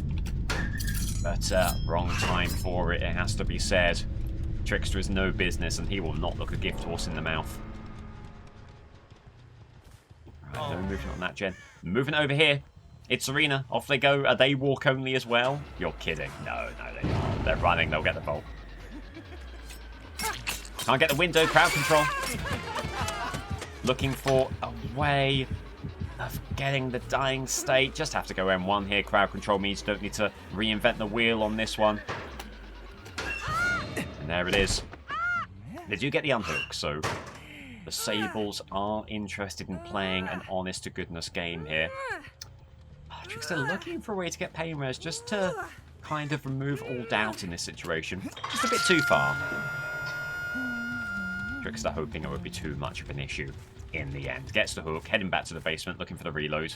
Looking to find a Sable out of position. Oh, frames. That's becoming a bit of a common occurrence. Here is Sable done. Sable appears to be done. Well, and now you really need to be thinking about a way of finding other Sable. They have 0 hooks right now, and what has been a very dominant game could lead to a very beatable score if you let Sable leave via hatch with no hooks to her name. That would make what should be a 12-hook performance only a 9-hook performance. That would be music to the Clown's ears. So, Trickster, trying to find Sable. Scratch marks, doubling back. And there they are. Not sure what that noise was. Not going to worry too much about it. As there's your unhook.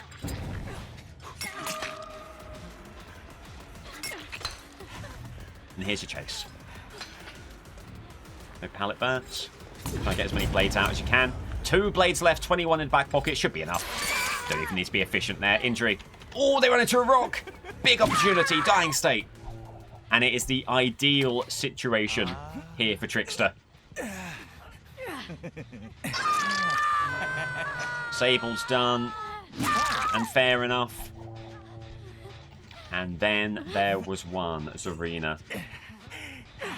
Even if Zarina just hides and waits for hatch, that at least puts Trickster's floor at 11 hooks, but obviously Trickster will not be thinking that's good enough. Trickster will want to be going for the full 12, but he does have Zarina in his sights.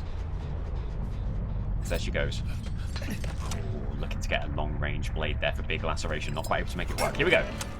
Could be the beginning of the end. 8 blades in the back pocket. Misses a few of them. Gotta reload. Gotta reload. Not good enough there. Oh, and Sable is giving up on hook here. Of course they would be. Hatch is the only thing on offer now. Come on. Come on. Needs that. 3 more blades to Trickster.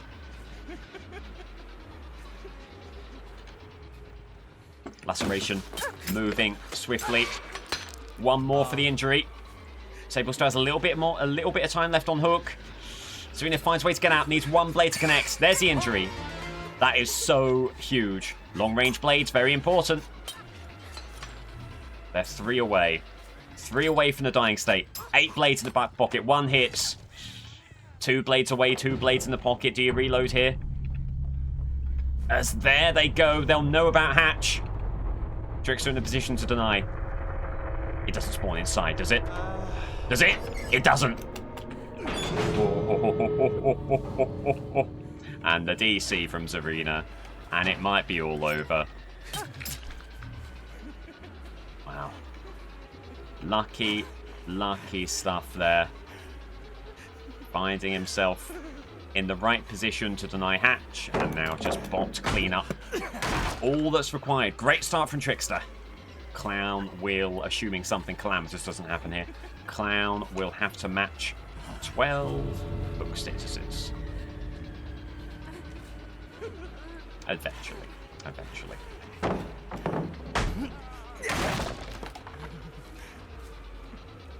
The bot obviously will make a job of it here. Oh, that could be it. It is. GG.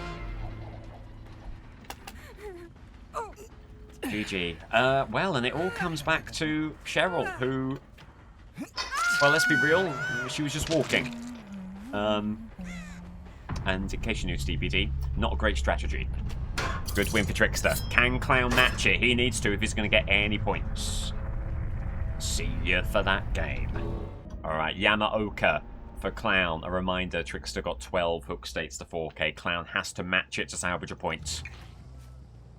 Tough ask. But Clown will be feeling confident. He has historically performed very well in these tournaments. Running the double invigoration add-on to that extra haste and spies Bill. Not Bill, sorry. Jonah. It could have been Bill as well. Here's Adam. A hit through the pallet. Viable. With the haste. It's pretty good. Gets rid of a decent pallet. Gets an injury out there. Looking to start strong. Trying to cut off Adam. Does Adam recognise what's happening here? No! Huge mind game from Clown, and I'm sure a huge jump scare there for Adam. Good start. And looking for a way to get a hook. Could go basement here, actually. Very, very achievable. There could be the argument that Clown needs to start removing some of the doors in main building, otherwise this could be a very tough time indeed. But regardless, no reason to fret and no reason to worry just now. Very strong start for Clown, gets the door kicked, and hopefully going to get some pressure on this gen. Yeah, pop goes Weasel, there goes Bill. Get a slowness bottle out there, get the gen kicked. It connects. Bill does not get the distance he otherwise might have. One more speed bottle, and you're hoping this is enough if you're Clown to get an injury on Bill, and from there, who knows? But we'll get to the pallet. Drops it immediately, no surprises there. With the haste, looking for the injury. Gets it. Oh, Bill runs into a rock. Big opportunity here. Reloads, try and zone Bill away from Shaq is what Clown's doing. And Bill heads this way. Just sees him in time, but sends the wrong bottle, does Clown. That does happen with Clown. The wrong bottle being sent out. The only hope is that it won't have too deleterious of an impact here. Slowness bottle doesn't connect, and Bill gets the pallet. Oh, Shaq's gone. Oh, injury there. Couldn't quite find the opportunity to bring down the pallet. And Clown will get himself another hook. A shame to have lost Shaq gen for sure. Will probably lose that gen over there as well. It's got quite a distance to go to get it. It all depends on how quickly the team got on that gen. Hop on it, eruption on it. There's a chance you hold on to this if you're Clown. Oh, no, not quite, not quite. Shame for Clown. And now there is something of a rebuild required here. There's Adam. Bolts over immediately. Doesn't bolt back. It is live. The bottles negate most of the harm of live there. There's the M1. On Clown's mind, you've got the last few moments of Pop Goes a Weasel. Is there any way you're going to be able to use that? Doesn't look like it. You'll get another instance of Pop Goes a Weasel here with this hook. Oh, it won't be. Nicolas Cage. Too early! Too early on the blind. Wow. Had Champion of Light as well, but can't quite find the right timing. Fascinating. That is an absolute gift. Clown's been let off the hook there. And he won't make that mistake again. Very wary of Nicolas Cage and the torch that he possesses. Wrong bottle again, unfortunately. Getting the kick out there. Mainly for aura reading, also the potential of eruption. Make like he hasn't seen Bill, but of course he has. M1 there. Could have done even better there, perhaps, by setting up a slowness bottle to close down the second element of the chase that bit faster.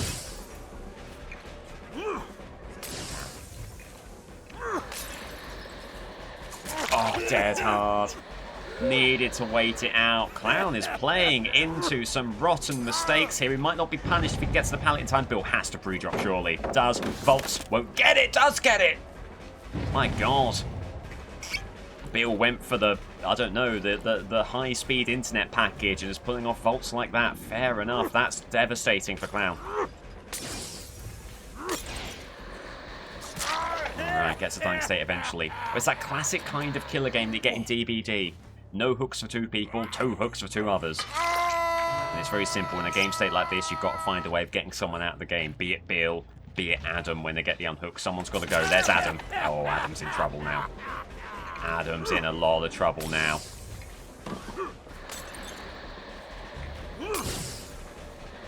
Oh, hang on. He's left the tile entirely. Brilliant play. No clue where he went. And there's the unhook on Bill. You might have to pivot back. Nicolas Cage will be very happy to take some kind of aggro here. Oh, no. No sign of him. Remember dead hard for Bill. Remember post-hook endurance for Bill. You might even just end one immediately here.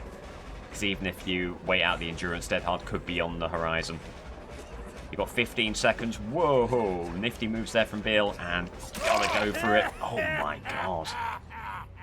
Do you think DS if you Clown?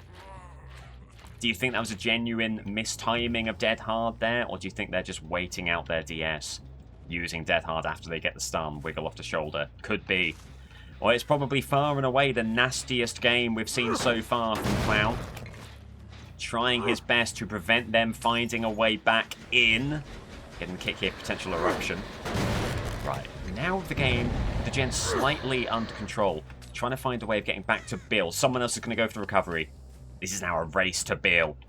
It's a race to Bill. Is it a race that Clown can win with those haste bottles? There's the Volt going for the recovery. Gets it. What a shame. Bill can't Volt. Clown has found a way of body blocking the Widow. Still dead hard in his possession. Still dead hard in his possession. He's waiting it out. He's waiting it out. He's waiting it out. Oh my God, imagine if he still had it. Okay, must have used it. Out of sight, I would guess. Oof. Clown playing it unbelievably cautiously there. But does what he needs to do. Gets a survivor out of here. Clown desperately waiting for dead hard. Bill looking on, cigarette in mouth. Not concerned about any of it. Oh, but it's a 1-gen game. And remember, nothing but a 4K will do. This is going to be tough. It's not a good 3-gen either for Clown. He has haste, he has speed, he has the capacity to patrol these gens, but he'll need to do a lot of patrolling here. He'll need to do a hell of a lot of patrolling. As there is no movement here either. If there's some good news, it is that the gens are not moving at all yet. Bit of movement here now. Nicolas Cage, it looks like it will be. Gen's barely moving. Might have considered kicking purely for the aura reading. Kick there, going for the blind if the champion of light. They will get it, unfortunately.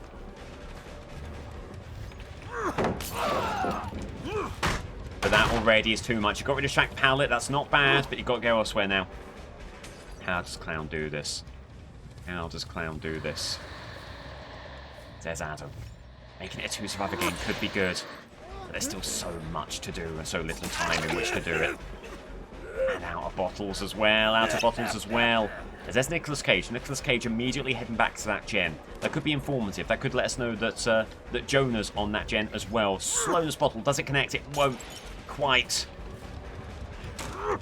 Hold, hold, hold. Come back. Oh, the immediate fault back would have been massive. Oh, it doesn't matter. Dying state there. Dying state there. Oh, God, looking directly at Nicolas Cage. Giving away the play there. He was panicked by the situation. He gets double blinded and he's given away a real shot at bringing this game back. Nicolas Cage has Clown's number and then some. And there he goes. Okay, Jonah probably... No gen movement over there. Okay, main building gen has to be the one. The chance that the dying state is gone. Don't worry about that anymore. Now you're fully focused on the gens. In fact... might be able to cover 2 birds with 1 stone. M1. Big movement on the gen. Gotta be kicked. Get the speed. Reload. Aura reading over there. This could be massive. Oh my god, the head on from Nicolas Cage, who now smells blood. After making a ridiculous play to get the save, he smells blood and he sees a clown who's very susceptible to some of his plays. He has the stun before he can get the bottle out there. Ooh, hold on, hold on. Jonah, moving this way. Slowness bottle. Another slowness bottle. Another slowness bottle. Oh my god, so many slowness bottles, but so few connecting. Just can't quite get a grip on this game. Never felt like he was really in with a shot. Just losing opportunities, rookie mistakes. Susceptible to blinds, susceptible to head-ons. He's not played a 4K game. And it looks like he's not going to get a 4K result unless he can really turn it around here. Game movement over there. Gotta push Nicolas Cage away. Has a pallet. Do they vote immediately? They do not. Nicolas Cage is not going to get fooled by such things. If there's been a thorn in the side, it's been Nicolas Cage all day long. The issue now is Adam has the other gate.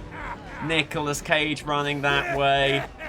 The only hope is that you somehow keep Jonah in the trial, but Jonah's nowhere to be seen, probably on the other gate too. Oh my god, Jonah's here! Okay. There is hope. There's no hope. It's extinguished. GG. GG. And hooking Jonah will serve only to inflate the hook tally to 8.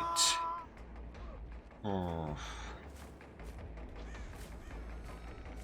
GG.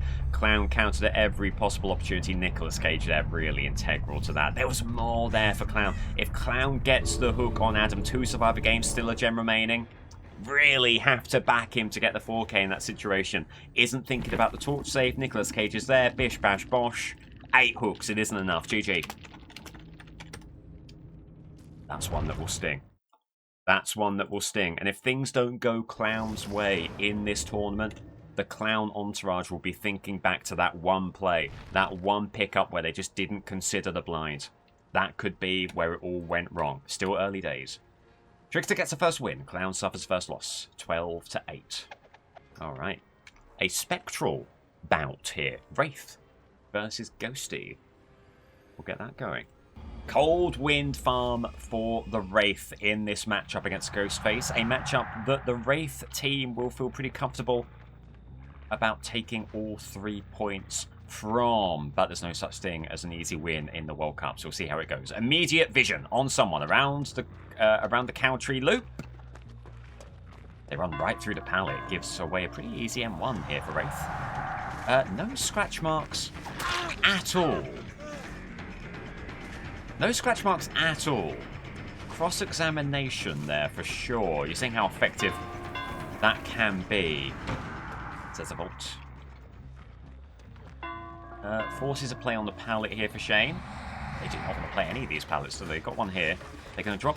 They're not going to dying state there, and someone on this gen. Away they'll go. It'll be a nice early first hook for Wraith. Well, just an embarrassment of riches when it comes to Painrose hooks on this side. Okay. Cheryl on Shaq. Predator gives some really good intel here. It tells us that they're vaulting, and then Wraith takes the M1. Now, Cheryl needs to do some good stuff around Shaq. If not, oh my god, they wanted pallet. They double guess it. They double check themselves. Will they take a dying state here? They'll get this pallet, unfortunately. Oh, just a cheeky little bell there from Wraith, just to see if they would fake out the pallet, take the dying state in doing so. They do not. Should have seen. But they panic and vault back. They will not. Okay. Things are still looking okay for Wraith here. Loses a gen. Really wants to be getting this dying state. Did so well to get that first injury. Things might be falling apart now if you can't close this down quickly enough. The vault there, not huge. Not huge, not great. Oh, and they got caught on the vault once before. They go for it that time. And then aura reading as you see them escape. Pivoting back to the hook. Over to Michaela. TM1.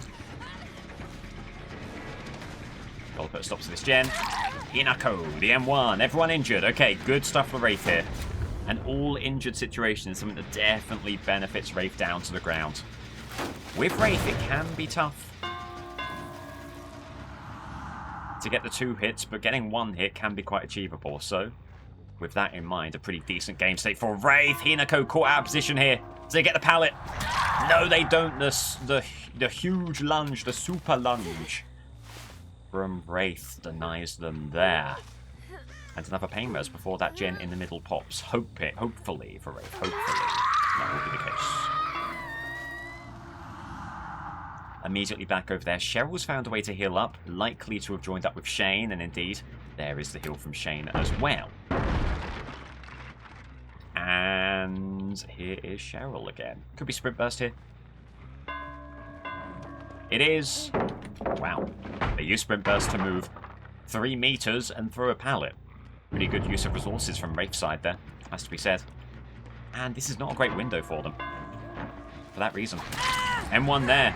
They run into some canisters. They now have to play a pallet they probably wouldn't want to be playing. Do they drop immediately? They do. Do they vault? They do not. Bit of standstill wait tech going on there. It's not going to work out for them. It'll be a third hook for Wraith. Looking for another early pain res here. Looking to kind of stamp his authority on this game. It's been a decent start. Not without some caveats. But a good hook there. Bloodstains, those will be from Cheryl. No need to worry about those. Big regression on middle. Jen! Shane! Oh, Wraith couldn't find a way of getting the body block. Would have been such a good play there to guarantee the hit. Not quite able to do so. Pallet here. Shane has not been wanting to play these pallets, and again, he's looking for a way of fleeing the tile entirely. You can work with that if you're Wraith. You need to establish how survivors operate, and this Shane definitely wants to avoid burning pallets where possible. We've seen that again right there. Could be dead hard. A little press of the M2 to try and bait out dead hard. It's a non-issue. There's your dying state. Only 1 pain res token left. That is Michaela's. But things are looking great for Wraith here. Things are looking really, really good. And as if it weren't good enough, you also have no way out to look forward to. So you've got that little bit of an endgame assist. Who's this now? Cheryl, who's used Sprint Burst. This is so huge for Wraith. Cheryl running directly to the event tile. Not a great tile by any stretch of the imagination. Taking a wide line around the table. That might allow the M1 here. They don't even vault. They might have had it. It would have been close. M1 there. Almost missed there. Getting the kick. Cheryl runs past, looking for this pallet. Will they make it? Oh, it'll be close. It'll be close. This could be the game.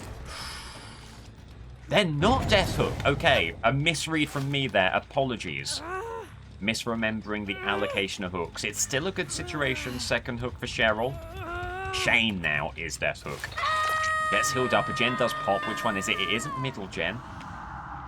Hang on. Was it this gen right here that popped?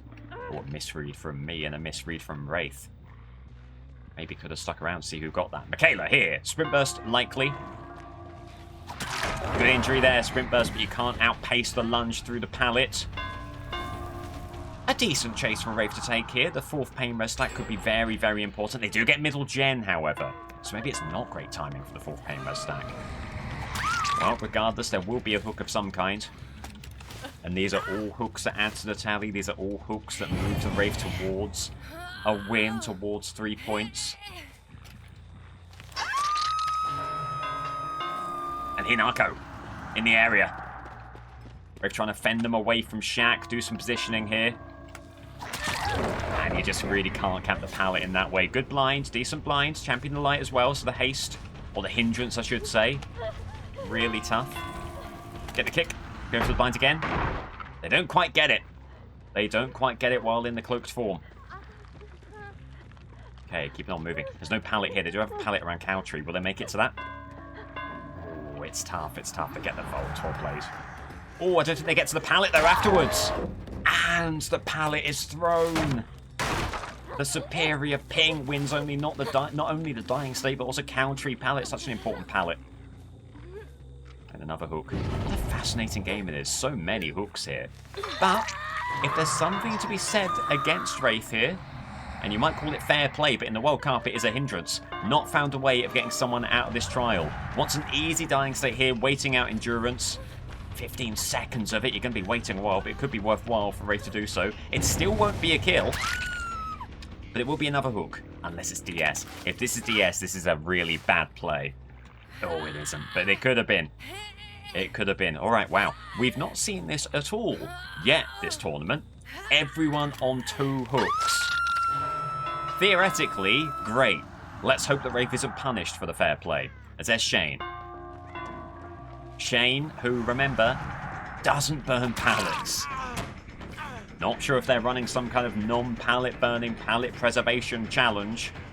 But they've not burned pallets yet. They were thinking about Shaq. Just saw the ankle there. They don't go for it. Oh, hoping the bell threw them off there. Will they finally throw a pallet? Will it finally be Shaq pallet gone? It will be. Another gen's gone. And if Wraith does not turn this into the 4K, there will be serious questions asked of his team, of their strategy. Why have you gone 2 hooks apiece in a most hook wins tournament? You've given them an opportunity. You've given them an opportunity to get out of this one. There finally is a dying state. It will be 3 survivors, but will it be too little too late? One thing that can be said for this, no way out. Oh my god, almost a torch save. Flashbacks to the clown game right there. Hinako trying to save Shane. Not going to be able to. Getting the hook here. They do get the blind, unfortunately. Trying to listen for where they've gone afterwards. As there they are, Predator with the aura reading, giving the intel.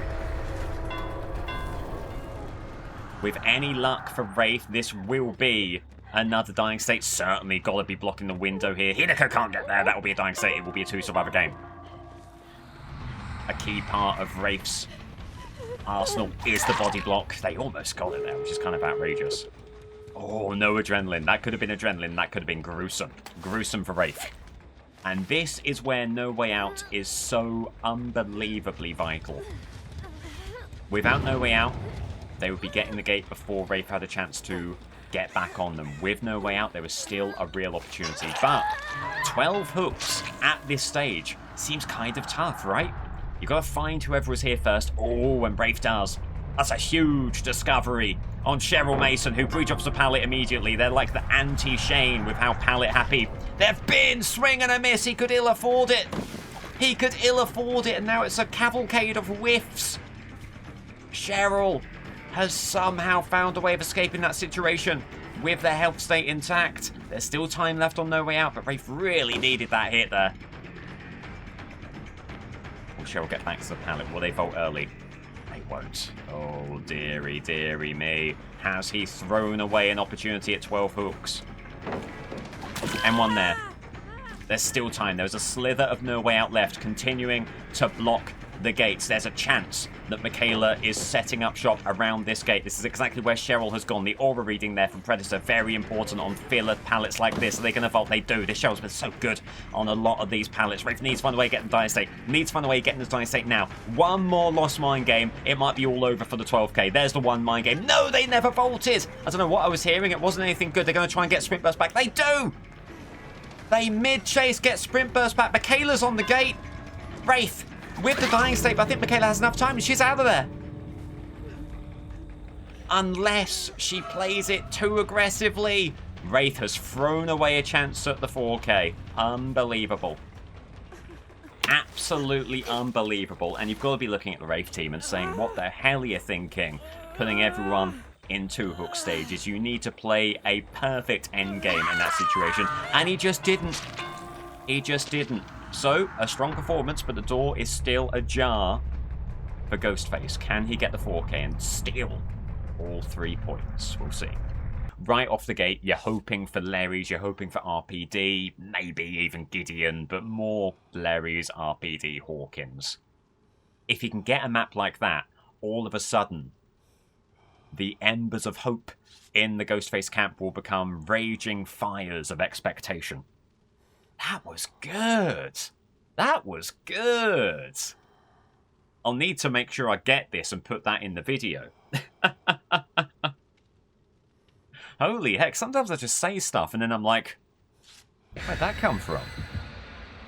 Embers of hope will become raging fires of expectation. Ooh. Ghostface. Larry's Memorial Institute. My god, the raging fires of expectation have been ignited. He has a real chance here, and he's going to try and assert his will immediately. Stealth mode. Stealth mode, trying to find folks on gens. Get some early grabs, possibly. Got to stay in these rooms. Got to avoid line of sight as much as possible. But what a great map this is for Ghosty. What a great get. Doesn't mean it's an instant win, of course. Of course. But he has a really good shot. Just really wants to avoid being discovered by anyone. Oh, Sable just discovers him. M1. Knowing what we know now, knowing that Sable was aware and came off the gen, should he instead have gone for the mark there? Possibly. Possibly. It is what it is. Bit of overreading from all ears. Just informed Ghosty of how to play that one. Takes that left, goes right. Big opportunity here. Will it be the dying state? It will be. Good start from Ghosty. Okay. And the first hook coming up. Ooh, as they both go for the blind. Free hit on Leon is so divine. Shane taking a free hit as well. I think there's still a very achievable hit here. So Ghosty well within his rights and well within his capacity to take those hits, and he gets the hook. What a ridiculous start. That is absurdly good. Now all of a sudden there was gen movement here. Scratch marks heading away. Off to the right. I'll keep on moving. Should be around this corner. Yes, they are. Tae Young. No pallet here for Tae Young. A big, big, big opportunity for Ghosty. The medium vault will be punished. All of a sudden, one person on hook, two people injured. Although those two are resetting. Leon gets healed. Shane probably not far behind. But, I mean, if you're Ghostface, and if you're the Ghostface team, you are loving this start. He has absolutely started out with all the momentum here. And to add insult to injury for this Survivor team, it is basement hook. It is basement hook. Getting out of view, getting stealthy. Getting around the corner. Gen movement there, you could consider. You could consider the pop goes a weasel kick. Ghosty's trying to keep momentum on his side here. Get some exposed survivors. Get some mark out there. Oh my god, big, big, big opportunity. Leon's exposed. Looking to get Shane exposed here. He will! Now, all of a sudden, a plethora of options for Ghostface as Shane burns a pallet. And just takes a dying state. Lenderham will bring the pallet back, but it's blocked, so no chance of a pallet stun. Hook here. Oh, marvellous stuff from Ghosty. Who gets the unhook? Whoever it is going to be vulnerable. They're either injured or they're exposed. So back goes Ghosty. Stealth mode around the corner, denied him the ability to reveal on the hook. Well, they just try, but they don't have a proper line of sight. Are they healing in basement? They might be healing in basement. Oh, they might be healing in basement. They're healing in basement!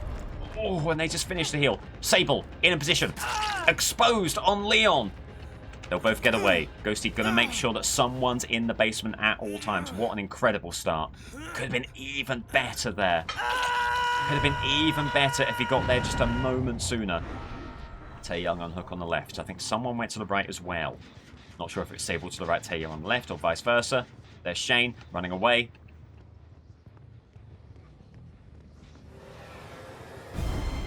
Looking for the 99, doesn't quite get it, heads back. As there is a survivor over here. Tae Young votes the pallet. Votes again. What are they doing? My god. My god, just pure panic from Tae Young, and it's another impressive situation from Ghosty. Not a hint of gem movement. Shane going for the blind. Oh, the swing and a miss from Ghosty. That could have made the great, truly exceptional for dying state there. Might still be in a tough spot here, Shane. Where's he gone? There he is, all the way over there. Okay. Hold just a moment. Forces the god pallet burn from Shane. There's a kick going for the blind. It's so risky here. It's Iron Will. No, it isn't. It isn't. They just got away. The vault there immediately. Resetting it. Lithe as well. So this is doubling up haste with wide open throttle and Lithe. But it might still not be enough here. Do they get to this pallet? They do. Drop immediately. Coming back around. Ooh, just got stuck there. And Shane just holds up. Okay, okay. Well, we knew the momentum would grind to a halt at some point, but let's just say this for what it is. This is still an exceptional performance from Ghosty, and every opportunity of turning this into something even better. Sable goes for the unhook. Injury there. Ghosty setting himself up for a good situation after the unhook. What's going on here? Huge latency. Massive latency. From me? From them? From them? Oh my goodness me, okay.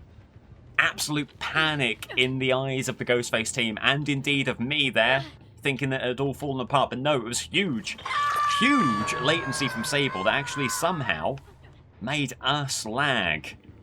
Dearie me. If I had an internet sponsor, I'd use this as a very neat segue. Alas, I do not. Kick of the gen there. Finally starting to kick gens, get this game under control. I'm all ears there. Can you meet Leon around this corner? Good awareness from Leon, good movement. There he is. Big gen movement here. Oh, there's Shane! What a huge discovery. Shane had no way of knowing where Ghosty was. As Leon crouched, goes for the blind, injury there. Oh, not quite going to be a dying state. What a shame. Ghosty just got caught on the object while carrying Shane, but still a really good potential situation here. So much that can be done right now. Good line taken. Leon should be done, barring dead hard. Right, but here's the thing. The more things change, the more they stay the same. Ghosty is in the same situation that Wraith was. 2 hooks apiece, but listen. 5 gens still remain. This has been superlative work from Ghostface, but it could still end in a tie. Here's the thing. You have to deny hatch, and the one issue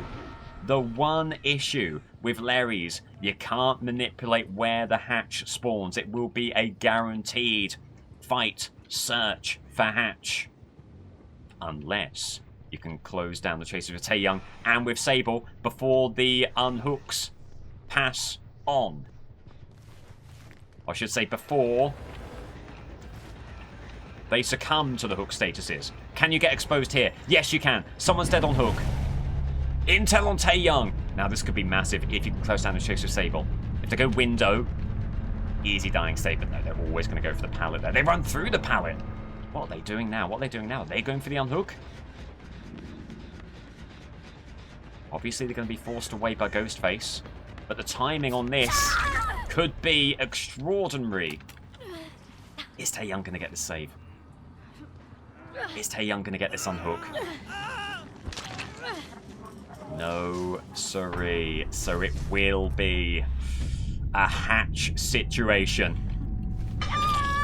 Ghostface has tied, has secured a point. Will he get the full... That was Sable revealing there. Will he get the full 3 points, or will it be a really bittersweet tie here? Hatch spawns. No mobility to speak of. A huge map.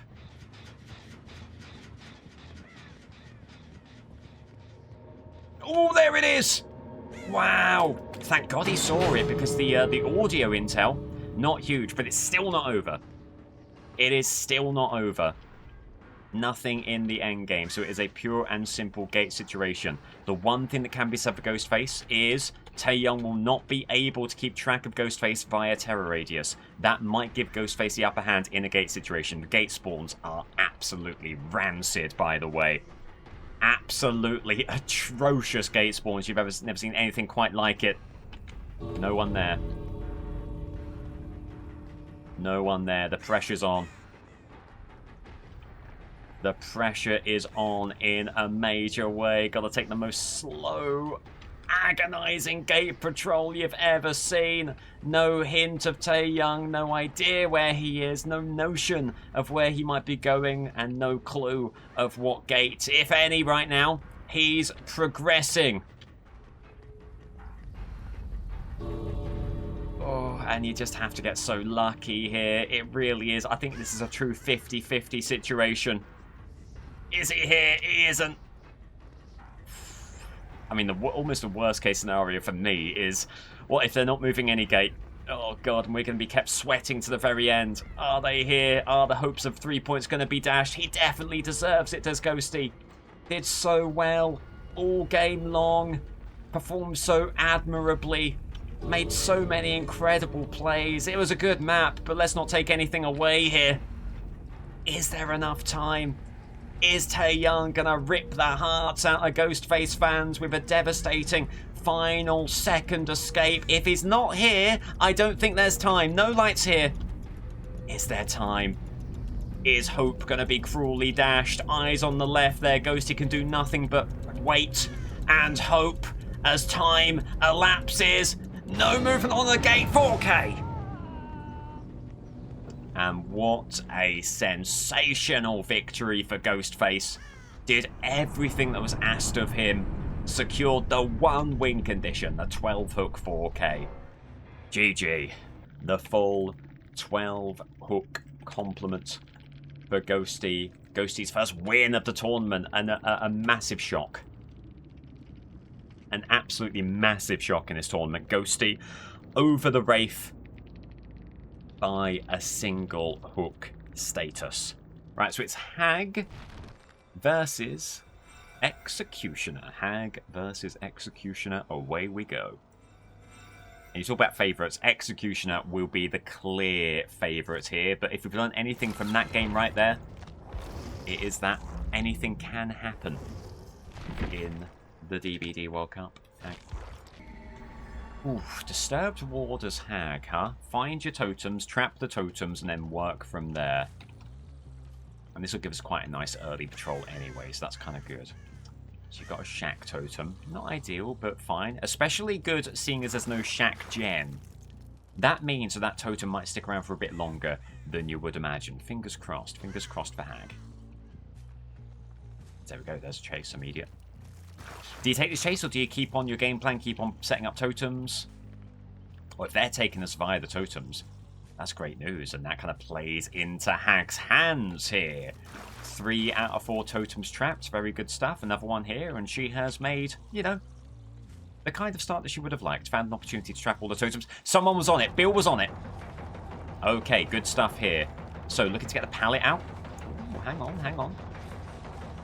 I mean, this is why, as Hag, you really do want to avoid chases, what you're seeing right now. It was the greediest play on the pallet I've ever seen, and they almost got around again. So obviously Hag has a lot of shortcomings in the conventional chase game.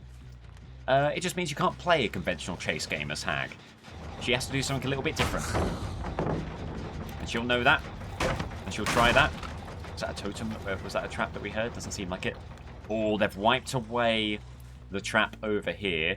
There could still be time for Hag to get back there because of Thrill of the Hunt. Now, this is a cautious approach, a slow approach.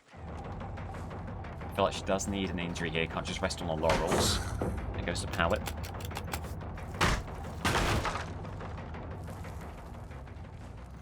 Resetting the trap here. But you will know about that. And we'll be pressuring that. And Bill is immediately on that totem. No! The trap is still there. Okay, good news. Oh, but there's Aura reading. On a dull totem, actually. Just Bill's upstairs, comes off the gen. You hear Ruin in play. Oh, the gen over there does pop. What a shame. Dull totem gone. Not too worried about that. Oh, needs to find a way of getting the injury. Oh, the totem. The trap is active. Will it be a grab? It won't be, but it will be an injury. Okay, reset that. 2 injuries. It's been slow work. It's been slow work for sure. You know, you really do expect that as Hag. You need to settle in for the long haul. Still all 4 traps in play. They got into the trap over there again. Oh my god. As Hag was looking to see how the totem was working, it also happens to work as a really effective mind game on the tile. Unbelievable. Talk about multitasking. Okay, first hook for Hag. And she won't go hookless, which, low bar, but that has been a concern of Hag's in the past. Can she even do enough to get 1 hook out there? She has today. 3 gens left. Maybe she will grow into this game. We will see. We will see. Now the opportunity finally to set up traps other than simply on totems, as Yui is moving from totem to totem. Has removed the trap over here. Will there be time to get over there and deny them this totem? Oh, there will be, and there's the injury. Okay, good. There's the unhook. Resetting the trap. Yui is a problem for Hag and for these totems. It would do the world of good to get her out of the picture by getting a dying state here, removing her efficacy on the totem cleanses. The more pallets that are gone, the better.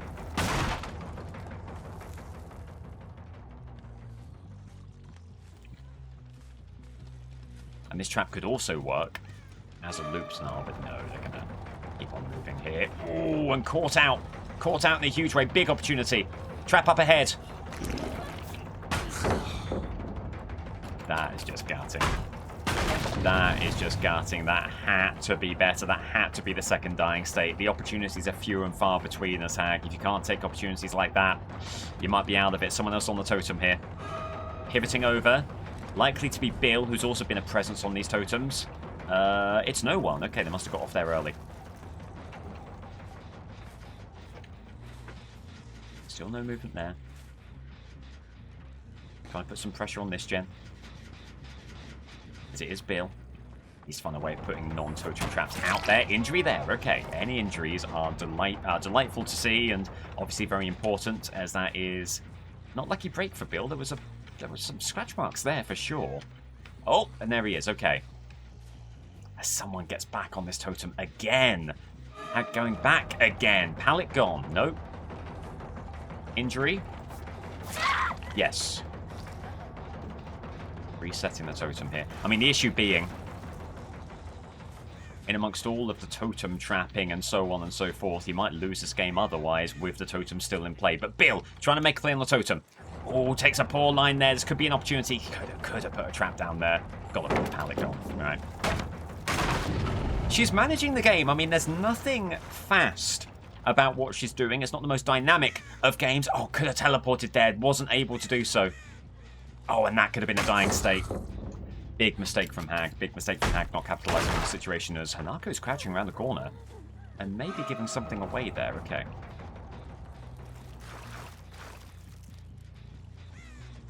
Still got some regression here. They've not touched Shack Gen. They pop another... they've not touched Shack Totem, I should say.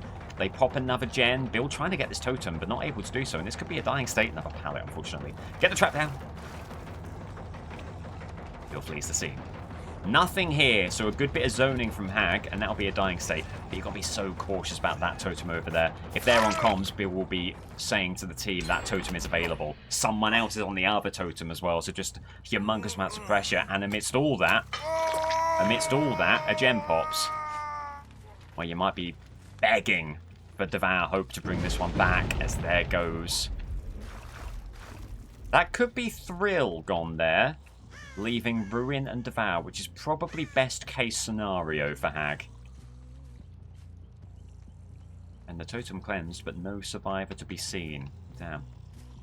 It looks like they've not found Shack Gen at all, which is good news.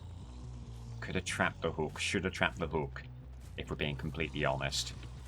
Opportunity wasted there. Can't go back too close because Devour Hope is a key win condition for Hag. Not to be too pessimistic about the Hag's efforts, they'll be trying to go for the 4K still, but this might be damage control. How many hook statuses can you eke out? Can you make your score semi-competitive to give yourself a chance against an Executioner who, while strong, has been fallible on occasion, as Hanako, injured, trying to commit to the totem, not able to do so, pushed away. This could be really, really huge for Hag. Lucky that they got there in time. Trap on the window. Pivoting around this way. Big, big, big opportunity here. Trap here. Dying state. They get the last gen. Okay. This might still be okay. It's a third hook. It's a third hook.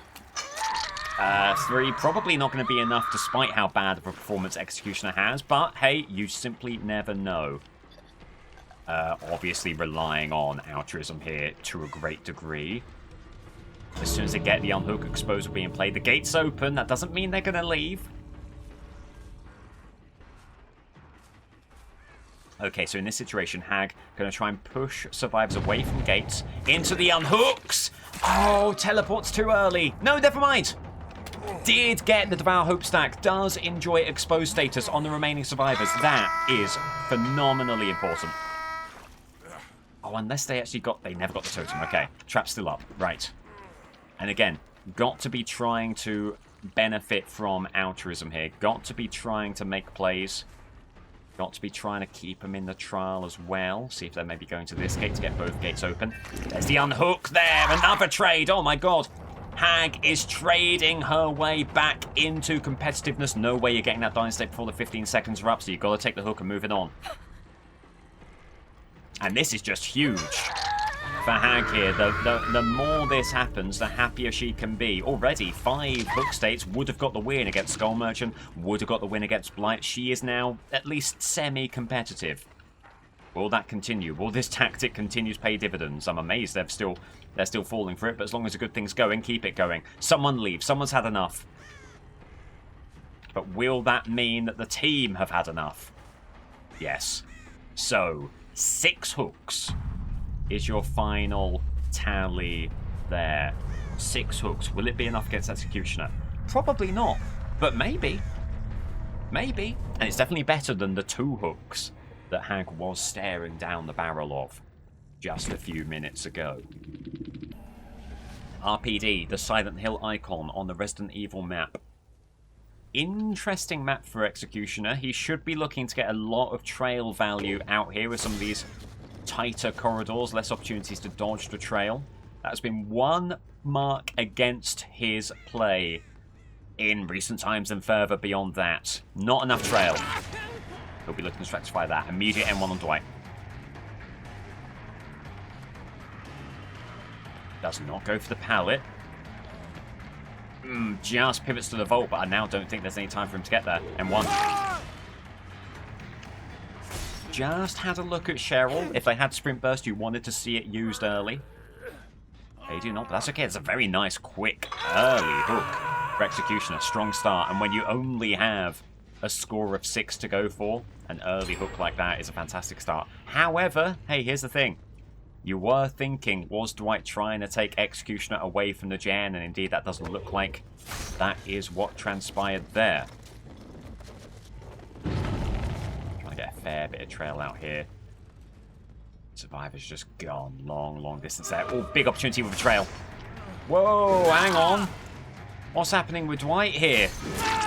Oh my God, he was expecting to be on the hook for the long haul. He went to put some pizza rolls in the toaster oven. Oh, it's a Sabo! Should be okay.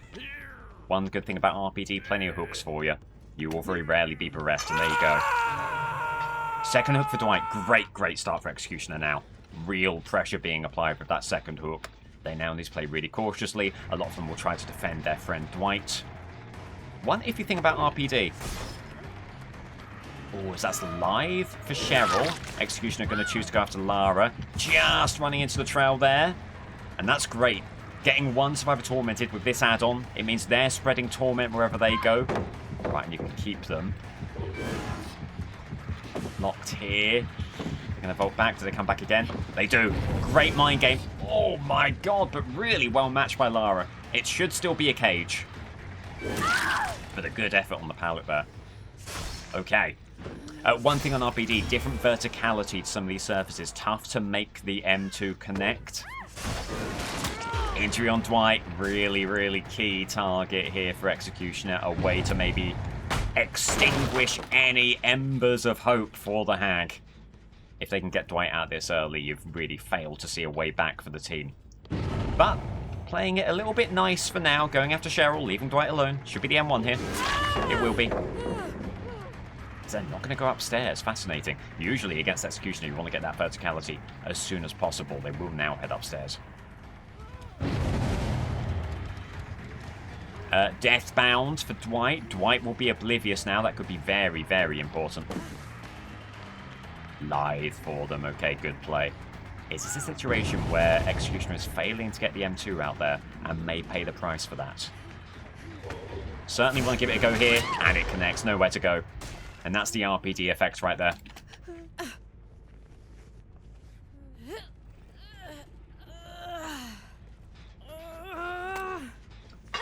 is 4 hooks out of the required 7 for the win. And here's Dwight, and I think you're seeing the obliviousness in effects right there. Are they going to go for the unhook? No. Going for the unhook there would only seal their fate. Will this be the M2? Oh, gets them away from the window. Where do they go now? What have they got now? Not too much to be going for. Has to be dead hard, if anything, and it won't be. And assuming no DS, I can't see a world in which there's DS, especially Deathbound. No, there can't be DS here, so it will be a 3 survivor game at 4 gens. 5 hooks a total. 1 more hook state required for the tie. 2 more for the victory. Executioner's work, however, will not be done there. Hook differential is important in this tournament. You do want to be getting all the hooks that you have on the table. This is speculative. Oh, but it works! And he's just showing off at this point. What a play. Wowee. And, ooh, the hook here was used by Dwight. Would have been a problem were Cheryl wiggling. She is not, so the hook is simplicity itself. Alright, finally getting a kick out there. And activating 3 of the perks in doing so that have heretofore not been activated. Getting a little bit of trail on the balcony, you never know, could be useful down the line. Ooh. Someone steps into the trail over here.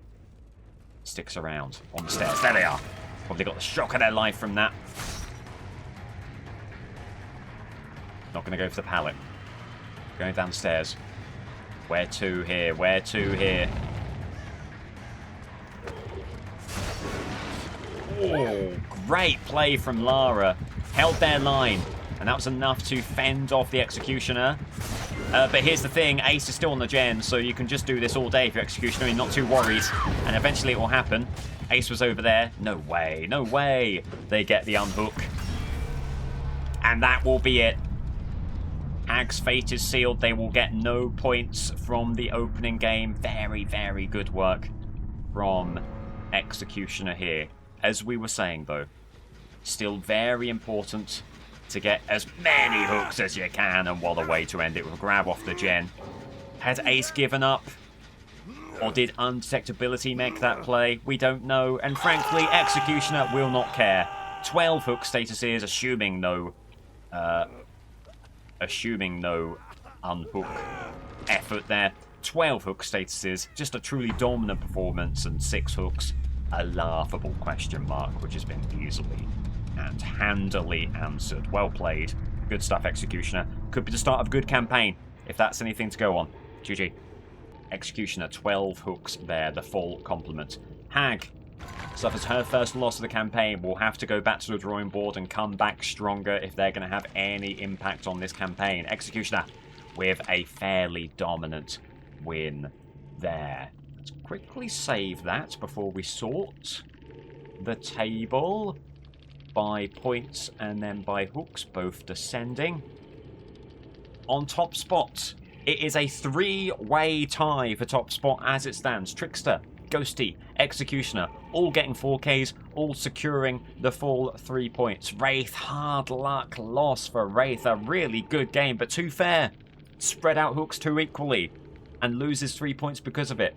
Clown, down there in 5th place. Just a mental error denying an earlier hook, and that may have put them out of contention in that matchup. 8 hooks, 0 points, and then Hag. A tough game, a spirited comeback in the end, but not enough. 6 hooks and 0 points to her name. That's day 1. That's in the books. When we come back tomorrow, we'll get right back to it. We're going to try and get through Group C and Group D. There's some interesting storylines here. Jason, the nascent World Cup participant, going against Slinger, the seasoned veteran. He's been called the Bottle Merchant in previous tournaments. He'll be looking to remove that nickname with a good opening performance. Look also to something like Huntress Chucky. Will be a very fascinating matchup. So, there you go. GG.